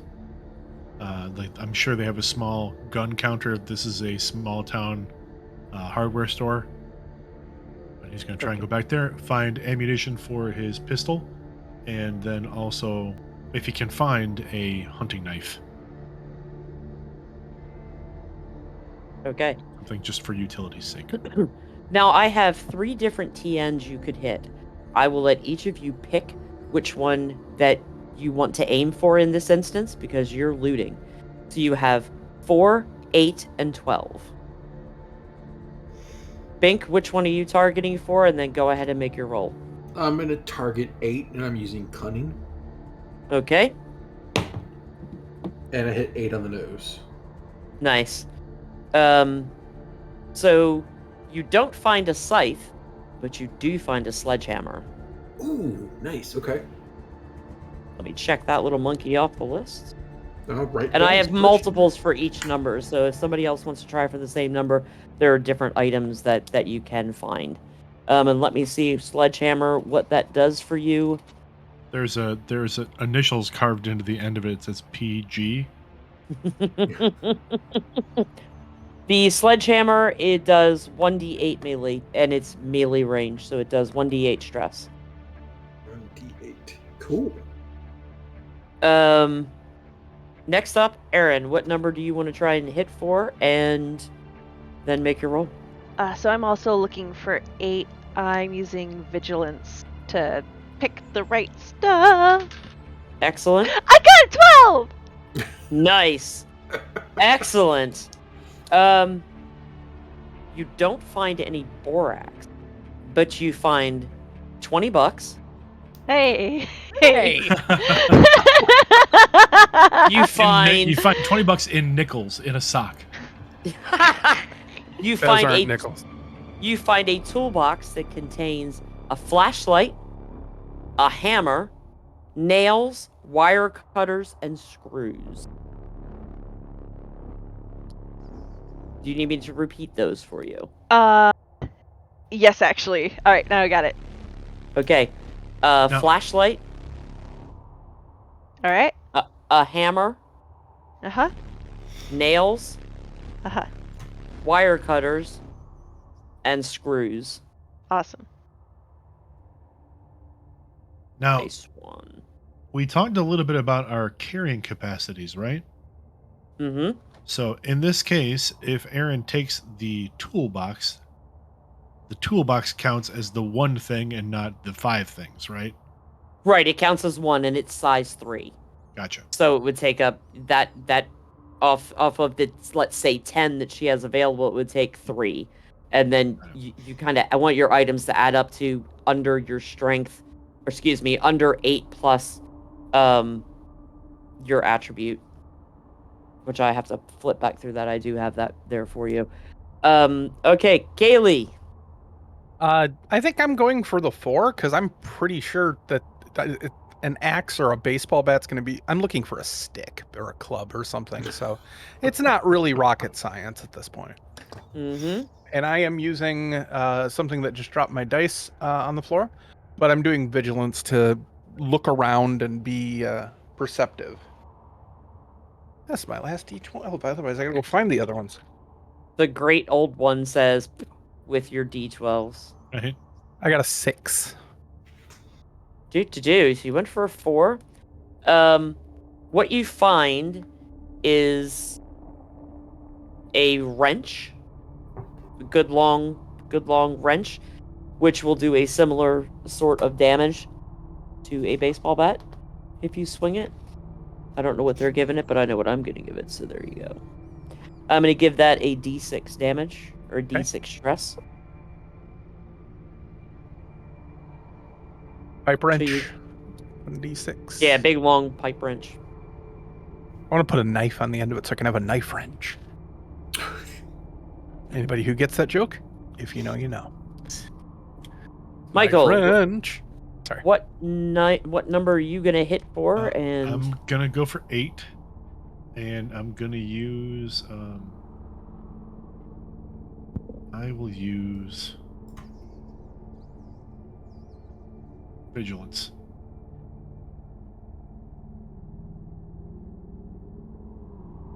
Movie. 12. Nice. I'll take nice. And you find a nice knife doing about 2 points of damage for you. You do find a box of bullets, which will give you another 6 shots. And you find, tucked into the manager's desk, a little first aid kit that has some bandages, some salves, and some simple over-the-counter drugs, which can reduce physical stress by up to 2. And the knife just does a straight 2 damage. Mm-hmm. Yeah, just. Sorry, it does a D4 damage. Sorry, I was looking at I said 2 twice because I was looking at 2. They have medicine 1 and medicine 2. Sorry. I misspeaked. You're good. You're good. So Thank you very that's what you much. guys find in the hardware store. And again, you're able to get into the manager's office, give yourself a little bit of break, and go ahead and replenish your points. Yay. Hooray. Feel rejuvenated. I feel special. I feel ready to take on the bugs. Is it a bug hunt? No. No. No, it's a snipe hunt. That's even better. We're hunting snipers? Okay. Hedson's going to route or like kind of root through the supervisor's desk, see if there's anything interesting in there. Yeah, you pretty much got it. You got the little first aid kit and Gotcha, all gotcha. that stuff. Okay. So you guys are able to get a nice regather your wits, get yourself kind of put back together a little bit, calm your nerves after this horrible thing that you've seen, and then make your way down to the safe house. And really, at this point in the one shot, I should give them another obstacle, but I stopped Kaylee's character from getting to where they were trying to go. So we're going to turn back around and head them off to the safe house. So I kind of made up my own obstacle. All right. Sorry, Bink, you were asking. No, I was gonna say I thought we were hitting. Right, we were going to check Carmen's house on the way. Yeah. I'm getting there. You're Oh, going to go okay. down the road. Oh, no, yeah, you I said- thought you were no, fast forwarding I us thought to you said we hit the house, safe so house. That's we're why I was here. like, wait. You're like on the There's way. more to the trauma safe to be house. had. Don't worry. There's more trauma. I needed more Plenty trauma. for everybody. As you get down towards the safe house, you immediately see your house on the left-hand side of the street, doors hanging wide open. I run towards it.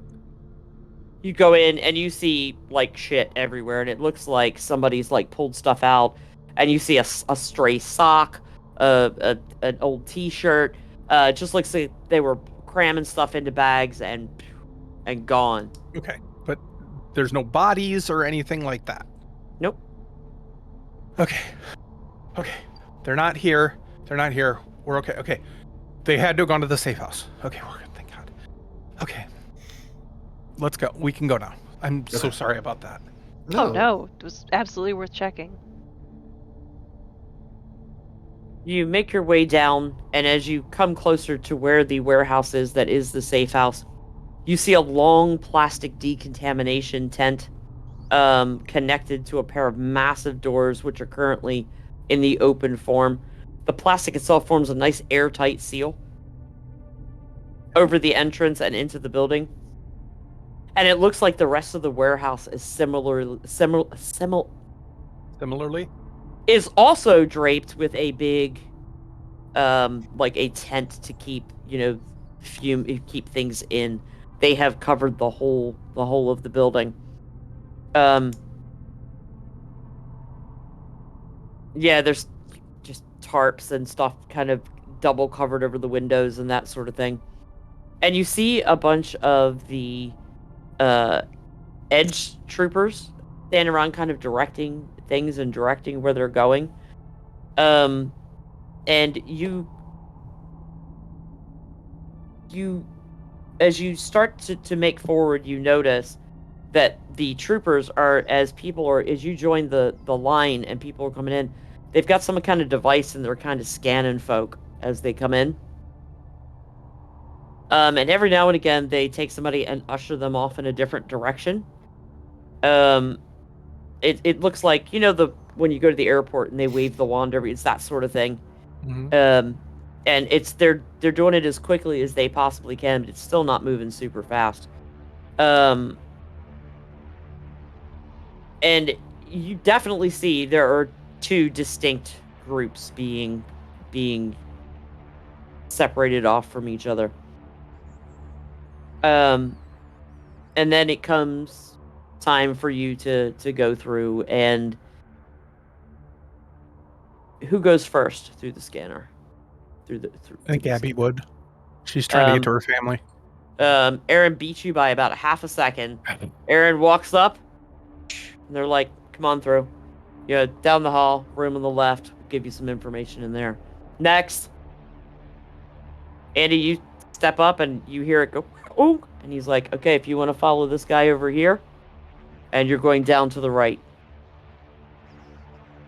Next, I'll go. scans you through, tells you, "Yep, follow my friend here. Door to the left." And Henson. Comes up, scans you, tells you, "Follow them. Door to the left." So did we pass? 3 of you went to the left. 1 of you was steered to the right. Why? Excuse me. Why did our friend get put that way?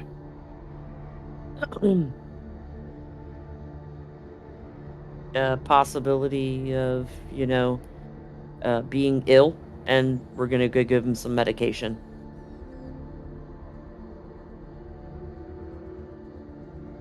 Being ill with what? Honestly, sir, I don't really know. All I know is that if this thing turns this color, you go to the right, they give you medication.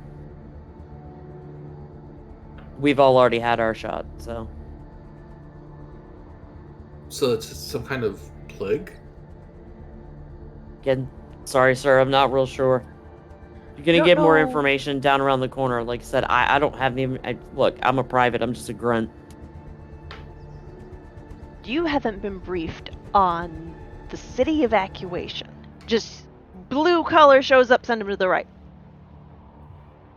I've been briefed on us making sure that everybody, whether sick, not sick, then they evacuate everybody out of the city. I speak to your CO. Down to the left. Again, somebody's going to meet you down to the left and give you the information I don't have. We're not gonna get any. Hey, Mark. We're gonna speak to the CO. Come with us. You 3 go off down around the corner. There's a Not number of without- other I was people. gonna say not without Mark. Yeah, Mark's coming with you. It's Mark, Andy, and Henson. You didn't Oh, make Abby it. got separated. Abby got separated. Okay, no, that's what. I apologies. I thought it was Mark that got separated. No, Mm-mm. then Abby is coming with us. They're like, absolutely not. The wand gave a positive Then- result. all right, This well- person needs to be medicated. Well, then get your CO out here. Look, go and must be a reason. So I'll meet you inside somewhere. We'll check on Carmen and the kids and see if they're there. All right, that's Yeah, what we can do that's for fine. Abby right now. That's fine. Do you have a picture of them? He pulls out a family photo of the 6 of them. Carmen and Jesse, Lucas, Jacob, and Penny, looking very happy. But you can tell this picture is pretty worn. So Look, I get what you're doing here. I get you gotta separate the sick from the not sick, but like let me go with her, okay? Wait, no. You're not sick, you're not going. But I might be, cause we're we've been close. Yeah, Juan didn't go, "Yay, this woman's sick," when I ran it over you, so you're not sick. You don't know anything about this illness. It could be delayed response. You could be sending me in with all the healthy people. I've been living in her house with her. You should have me go with her. Ma'am, I'm really, really super sorry. I'm just following orders here, but we are separating the sick from the not sick. So why would I put someone who's not sick with the people who are sick? If you want information on the sick, go to the left! I'm definitely sick. You need You're to let me not go with her. sick! See, eat, nothing. I just don't think I'm showing symptoms yet.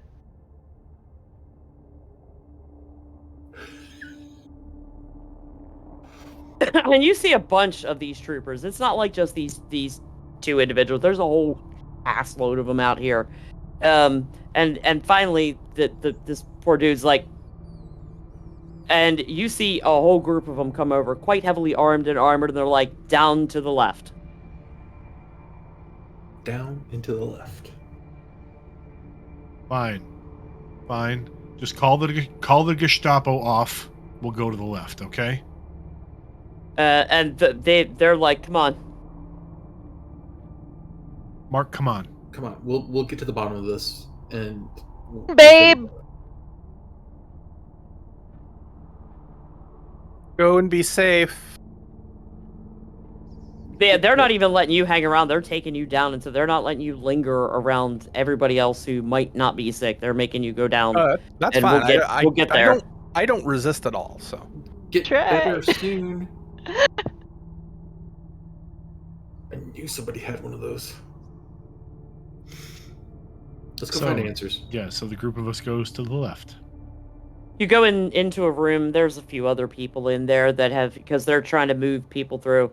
There's a real kind of gruff looking dude at the front of the room. He's wearing really high tech Edge Trooper armor emblazoned with the Salient Wealth logo.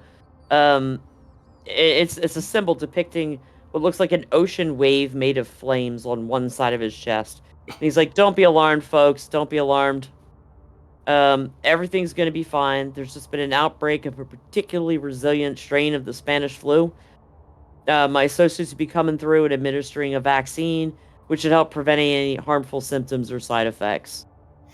He gestures to either side of him, indicating that there are other troopers who are wearing biohazard suits, though he isn't wearing one. Once each of you has been taken care of, I'll be back through to help explain everything that's happening. You'll all be able to return, hopefully back to your homes very soon, until we can come by and get you evacuated out of the city. Andy has his hand up, kind of. Please hold your questions until I'm back. I shouldn't be too long. He touches a hand on one of the shoulders of the troopers and turns and exits the room. It's one of those plastic strip curtains. Spanish flew my ass. wherever.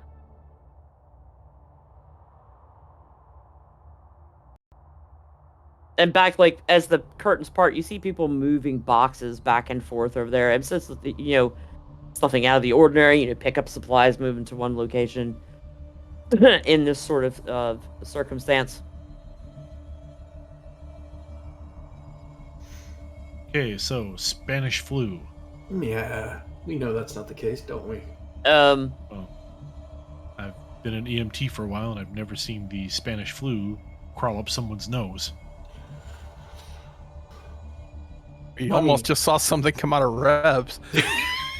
Not quite, almost choked on it. I didn't quite it was still in my mouth. I mean, yeah, the Spanish flu's airborne, but not like that. Oh my god. Well, no, it's not. The Spanish flu doesn't crawl around on little legs in a little pod and jump up and go shooting up your nose. So we know it's not the Spanish flu. And when it does, the person that happens to doesn't even realize it, apparently.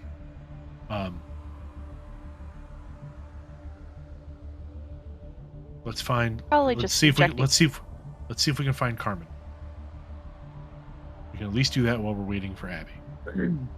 Carmen, or not Carmen, Abby, on the other hand, you get taken into a room, and again, dude walks in and says, "Look, it's a particularly virulent strain of illness. We're going to give everyone a vaccine, and then you'll be free to go ahead and rejoin your companions if you're with anybody. If not, we'll get you to where that you'll be joining the evacuation lines." Fine. Look, I'm part of emergency response. I work at Fire Station 6. Is there anything you need me to do? Sit down and wait your turn. That's what we need you to do. You So sit down. as you're sitting there, and this is a room, there's a number of people in here. There's like 20 other people in here. Mhm. And you see them come in biohazard suits. This individual's wearing a biohazard suit. And you see them come in, and they've got a number of vials and syringes, and they inject the first person, and they go on and they get the next person, and they're going to the third. And by the time they get to the fifth person, you see the first person just go real slack in their chair. Like They dead move on to slack or sedated slack? It's real hard to see from here because you're towards the back.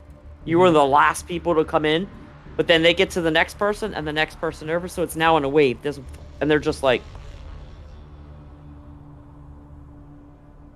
I'm and gonna it try keeps and going. I'm gonna try and look very carefully using vigilant to see if I can see like, are their chests moving? Okay, go ahead and make a roll from this distance. I'm gonna give you a TN of 6 on that. I got a 9. No, their chests aren't moving. Okay. Is there a guard at the door?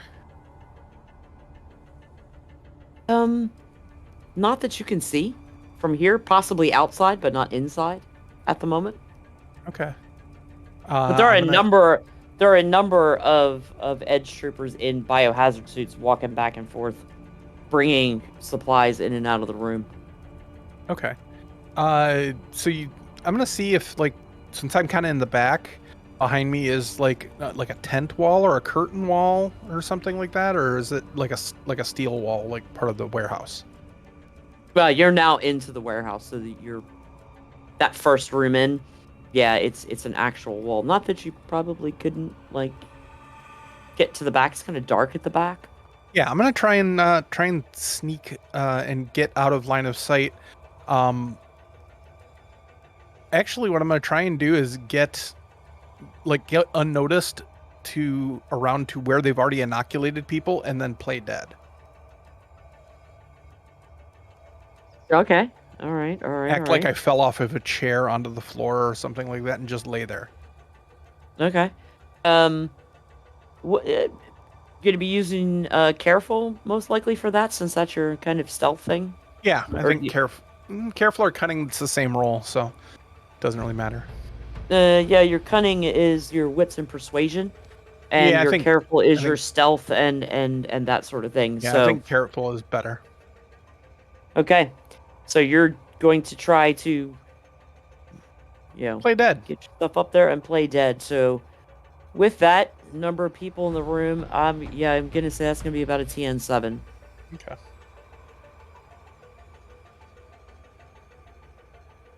It's a 7.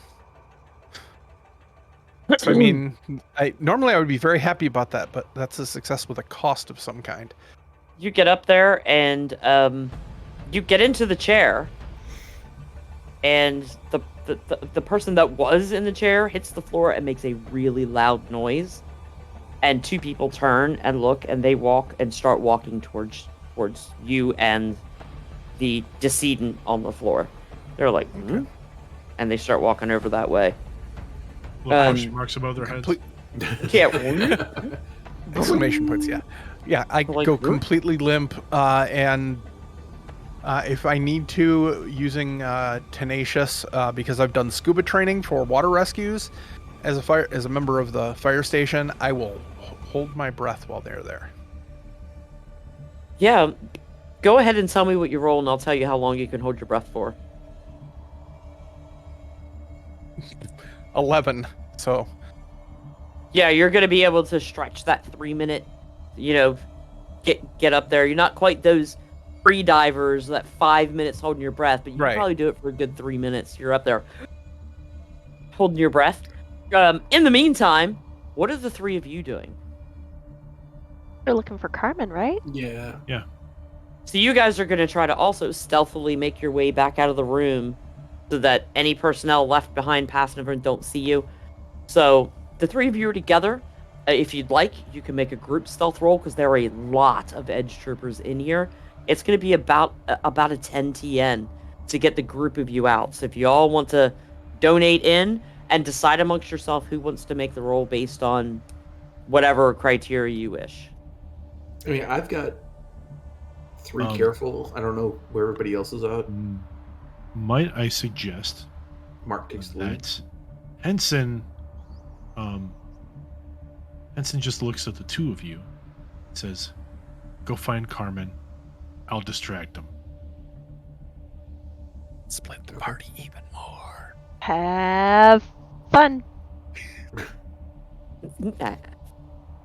And then I don't know if I'll contribute to Mark's role just by following his lead, because I don't know anything about stealthing, skulking, or anything that investigators do. So I'm just going to follow their lead with Does cunning. this for workout training.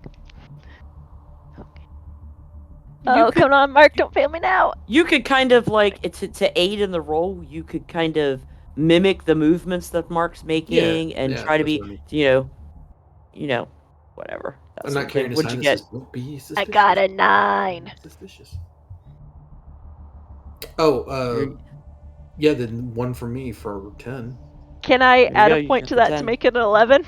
You absolutely can. Okay, I'm gonna do that. So, you guys sneak out and you see a dude stood at a doorway, and all of a sudden he like looks over his shoulder and comes back into the room, and you get over and you see Abby in the front row of chairs in this room that was off to the right, and she looks dead. What's going on? And you see these Killed people Abby. walking down and giving injections, and then like pretty much what I described before to Kaylee, you start seeing, except you're coming in the middle of the pattern. They're now all a couple of rows in, and these troopers are picking this body up off the floor and kind of carting it off through an opposite door. Not paying any attention to Abby at the moment, but you don't see Abby's chest rising and falling. Yeah, fucking medicine. That's what they always say. Don't. They try and give you anything. Don't take anything from these people. Are they God. killing him? Yeah. Abby's fucking dead. We gotta find Carmen and make sure she's okay. Do we need to go get Henson? This is serious. God, Henson's fucked. I mean, Abby, you can like kind of crack an eyelid, and you see your friends stood in the doorway. I will like kind of like one eye just like blinks open a little bit, and that like there's a wink, and that's it.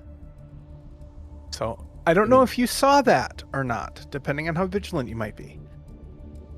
I mean, I have pretty good vigilance, is whether that's the focus right now or not. What would be the challenge to see if we saw Abby wink? Oh, I have vigilance 5. If your character is personally looking directly at her, I'd say an 8.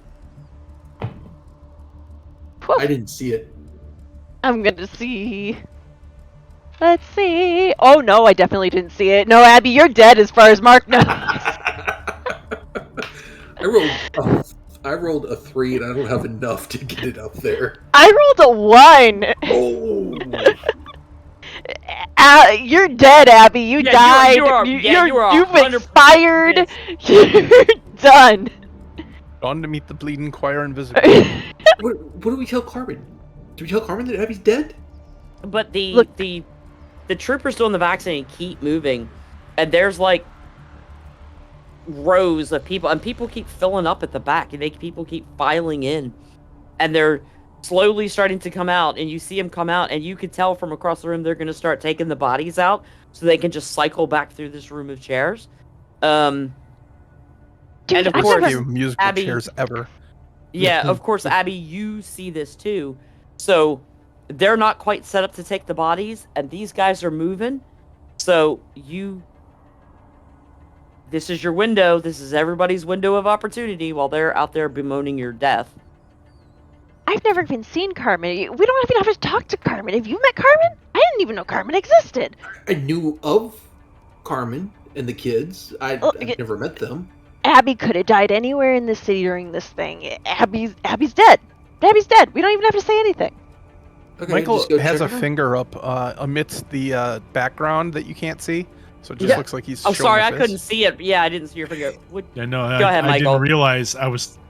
Yeah, Your I finger didn't was realize green. My finger wasn't available. There it is. There's my finger. Henson is in the other room, Mm-hmm. pacing back and forth like furiously.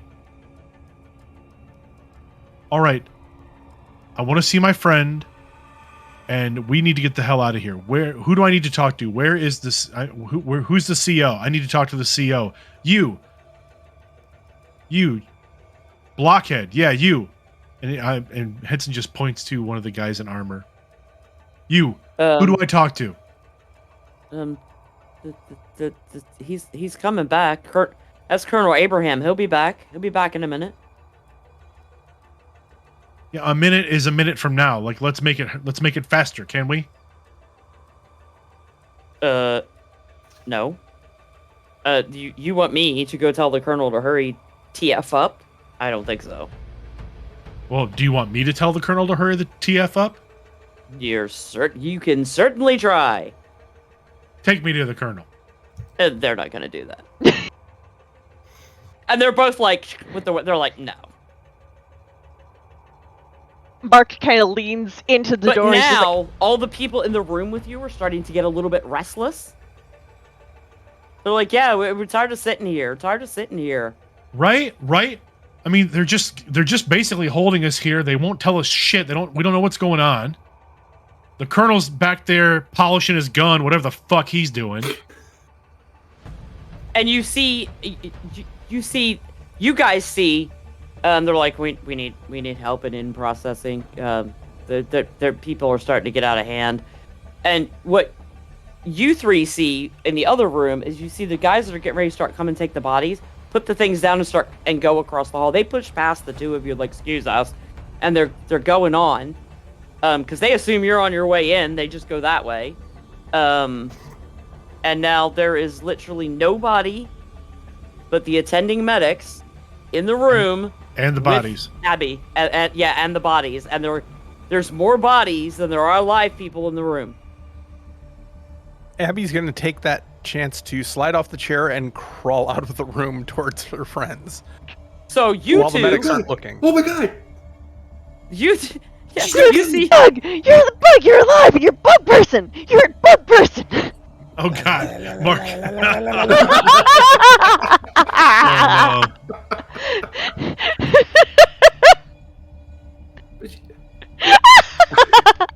Oh, I'm jealous. I want a bug now. Maybe the bug healed her.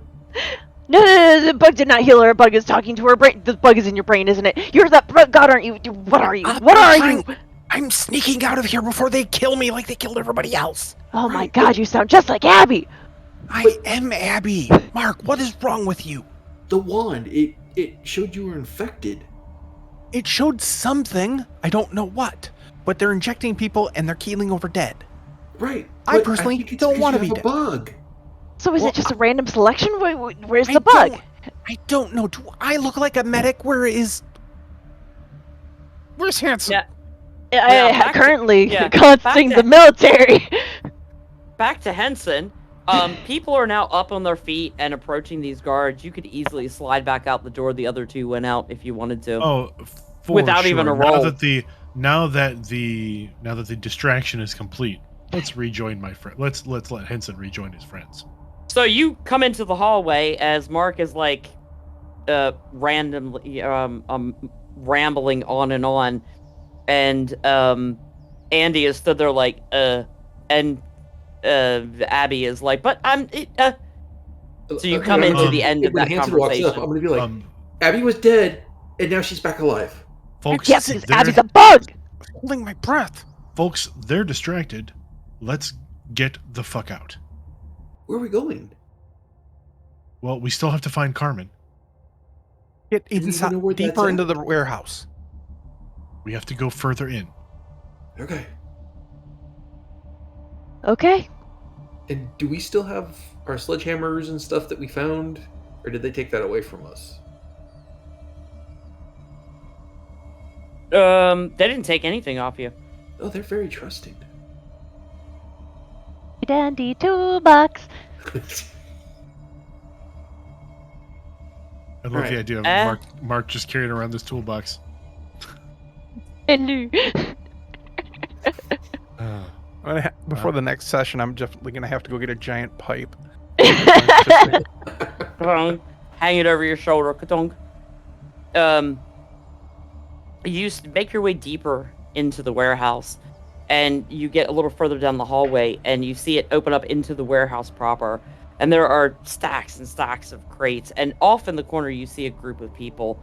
And you can hear this guy saying to people, please help yourself to our rations and supplies.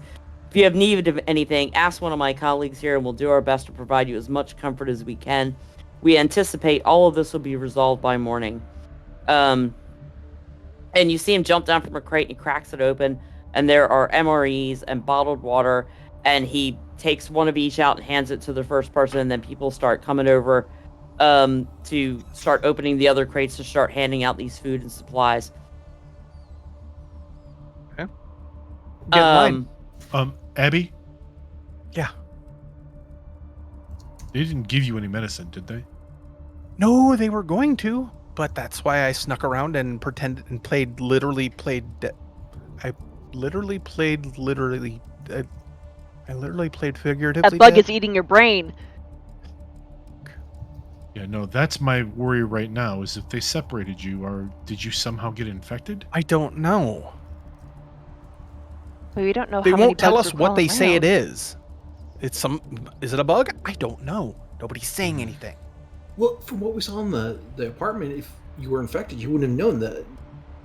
That lady just was like, "Whoop, Well, good then evening," go. and just walked off. Then go. No. No. It's not that. It's just we can't be sure. And they weren't giving them medicine; they were killing them. Right. Look, we just gotta figure out what they know about this so we can help you or help other people, or they know more than they're saying. Or they Right. know more than what they've told their little peons at the bottom. We just gotta know what they do. And the more we find out about this, the better. Do you think the guy handing out the food and drinks, he might So give let's us more just- information I mean- if he thinks we're part? Well, if he thinks we cleared, right? If we're all cleared and safe, then maybe we'll get more information. They don't want the general public knowing anything. Yeah, they're not going to tell us anything. We're going to have to find out on our own. No, All we right. could Well, try. hold on. Just I don't know. I could pretend I'm being a reporter. I've worked around them for quite a while. We could just see if, even if even lies could give us information. If they're misdirecting us. Look, I spent some time in the service. If you can get me a uniform, I might be able to fake it. Figure that out. It's not a bad idea.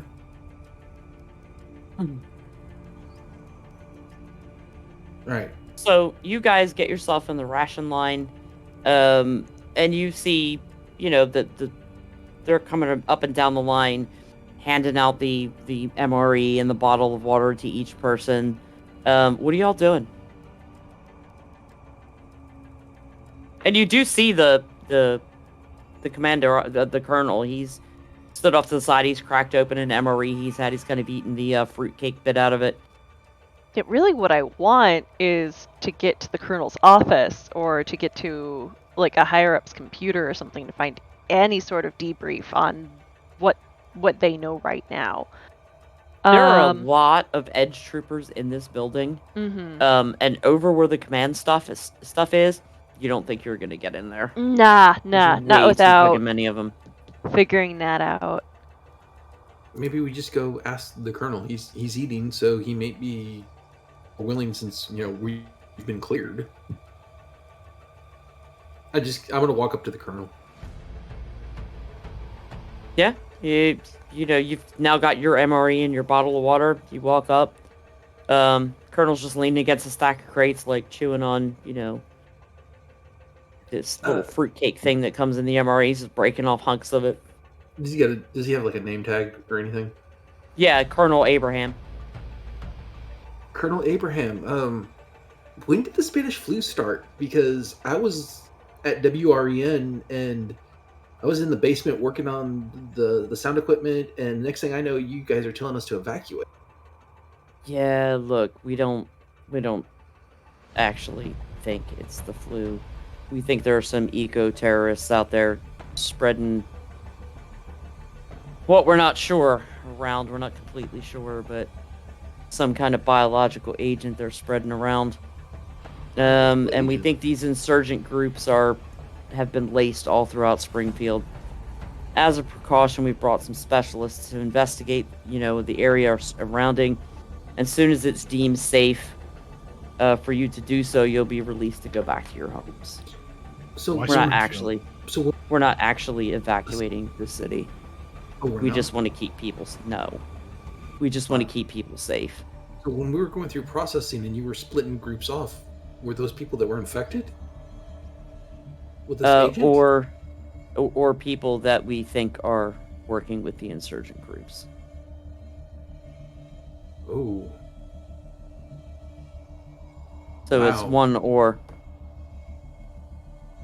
Okay, so that's quite terrifying. I What quite honestly wish it had been the flu. Henson kind of like pipes up from behind Andy. What was the sensor? What was the light? What was it detecting? That was checking to see if someone had been in contact with the biological agent.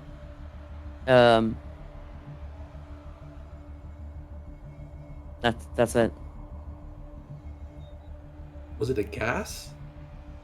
I can't really say at this point until we have more to go off of. We just base chemical compounds that the one detects, goes off. I mean, we bring people in for questioning. But this thing, we've seen some really messy bodies left behind in the wake of it. So Hmm. Well, I appreciate the information. then you see him kind of perk up, and he looks off in the direction that Mark was looking to go in before, and he's like, and he raises a hand. You see, he's got an earpiece in, and he stands up and he heads in that direction. If they were testing for a biological contamination, wouldn't they have, like, the thing on your foot, Henson? No, exactly. The fact that it didn't trigger on me, but somehow triggered on you. That means it's not a bug, it's something else. Maybe these guys are the bug guys. That Or- would mean you guys... I don't know what to think anymore. They didn't do anything to us. They just gathered us in a room. Yeah, they were. I don't know. Well, they did say they were going to vaccinate us. Just like Sal. Sal trapped us in an apartment complex. Now we're trapped in a warehouse with a bunch of bug people. Nobody eat the food. Mm-mm. Mark's actually going to wander off to one of the peon lower soldiers and say, hey. As you head in that direction, you hear this loud, very loud, it sounds like high winds and this ringing sound coming from outside. And it is loud. And that, folks, is the end of part 1. Nice. I was going to answer. Hello. Hello. Hello. Yeah, you guys rock. You guys always rock. Thank you. It was fun. It was But great. very much fun. I Singing legit Telegram. thought when that dude opened the box, it was just going to swarm out of arthropods. Oh, God. Get no, out just of this MREs. box. Out of the box. Just MREs. Out of the box. This is for the folks in the viewing audience. This is a great group. I've played with each one of these players before, and they are all fabulous in their own way. So I'm going to go around and let them, say a little bit about themselves and what they might have going on. And we're going to start this time. We're going to go reverse and start with Michael. Oh boy. Well, my name is Michael. You can find me on the socials at losermlw. You can see me coming this fall Wednesdays. The Dragon Age show on Rook and Rasp will be returning. That is A Time of Masks and Daggers. You can see me on that show with our illustrious storyteller, Rev, as well. You'll also be able to hear me and see me on the show Smuggler's Blues, which is a continuation of a long-standing Star Wars podcast. We are streaming it now, and that's at youtube.com/@smugglersblues every other Monday with my co-star here, Kaylee. And you can also find me one other place, and that is on the show Tubular Teens with Titans. That is an audio drama that is Power Rangers based or Power Rangers inspired. I get to play the team mentor Pon Vahan. It's a lot of fun, and you can find that on any of your podcatchers. Thanks. Awesome. And then we're gonna pop over there to Kaylee. Well, as Michael mentioned, you can find me on Smuggler's Blues with him. You can also find me on the socials, including Blue Sky at Anime Girl. And let's see what else. Oh, every other Tuesday, so little less than 2 weeks from today, you can find us over on the Identico Twitch stream for the show Chaos Incorporated, where I also play with the illustrious Michael. I forgot our podcast last time, so this is only fair. And I'm also here occasionally. I'm going to be doing some one-shots with the RPG Academy next month, including the new Marvel Superheroes game. Also, and I don't know if Michael knows this, but I will be doing some guest starring on Tubular Teens with Titans, filling in for somebody in the next season. So that's kind of exciting and new. I did hear a little bit about that. Yeah, I just remembered that actually. So I have to do some work over here tomorrow. And I'm just kind of starting my first Etsy store to sell nerdy and fun 3D printing, like this wonderful Dragon Skull dice tower that you two can own. So who knows? Oh, and I'll be in a Catacon this fall, which is November 3rd through 5th, and is currently in a big Kickstarter push to get our funding. And what did we hit? $10,000 in the first 2 days? Something like that. So we're almost at our goal already. A Catacon is in Dayton, Ohio, and it is the best little con I have ever been to. So I'm looking forward to that. Busy. Yeah. Slide over now to Aaron. I'm Erin. I'm one half of Escapebox Games with me and my partner Ted at Escapebox Games on Twitter. We're a little quiet right now as we're working on some other projects, but we do like to put things out occasionally if you'd like to follow us there. I hang out here a lot. I like to come on whenever I can because I like playing with my friends. And that's kind of it at the moment. Also, maybe almost starting Etsy stuff. We might be starting a store, my partner and I, for some crafty things and apparel and leather and stuff. And hopefully have more of that on Rick and Rasp so you can see us in the crafty channel. Excellent. And last but not least, Sean. Hey, I'm Sean. I don't have as much going on streaming wise like the rest. When I'm not being a corporate drone by day, I'm painting minis. So you can check me out on Instagram at bink_26 or Blue Sky at bink26 to follow my adventures in painting. When I'm not painting, I try to play whatever I can. You can see me in Serious Let's Play.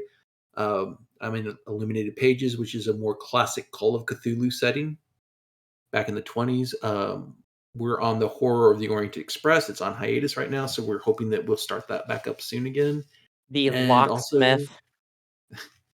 Yeah, I'm a locksmith. Locksmith. And you can also catch me regularly on our Into the Voyages, our Star Trek actual play, where I play a Klingon, half Klingon doctor. Wait, Klingon? Half Klingon? Half Klingon doctor. Half doctor. Well, half I doctor want to be or clear. half Klingon? I want to be sure. It's a Klingon, half Klingon, so it's like 3/4 Klingon? No, it's 1/4 doctor. It's 1/4 doctor. Yeah. No, One-quarter Klingon human. Got it. Wait, we haven't heard from one of the most important members of the crew here. Who Oh, Rev. are John. you, Rev? I was gonna say, but John's not on a hot mic. But Oh. I'm Rev. Any mic John is on is a hot It's mic. a hot Let's mic. just put it that way. I'm Rev, Hey. and I run and play games here. As Michael said, we are doing the Dragon Age show, which we can't wait to get back to. That we're having a lot of fun with that. Mhm. I want to know what happens down the stairs to Leon. But anyway, I digress. And you can find me on Rook and Rasp. And I'm working on a couple side projects. Some things for the future I'm working on for the channel is an Alien long-term campaign instead of the short cinematic terrorize you every waking second of the game. But those details we are waiting until the new Building Better Worlds releases. That's pretty much all I've got going on other than a side project I don't want to say too much about right at the moment unless it really, really succeeds. But we will be back here next week to finish off this Cthulhu Dreamt one shot. So please, please, please join us and head over to the Discord. It's a really great place. Warm, welcoming, inclusive, fabulous, wonderful people. Really glad that I found it over a year ago. So you should probably join us on over there. But other than that, everyone out there, make good choices, stay safe, and we'll see you next week. Bye, guys. Bye.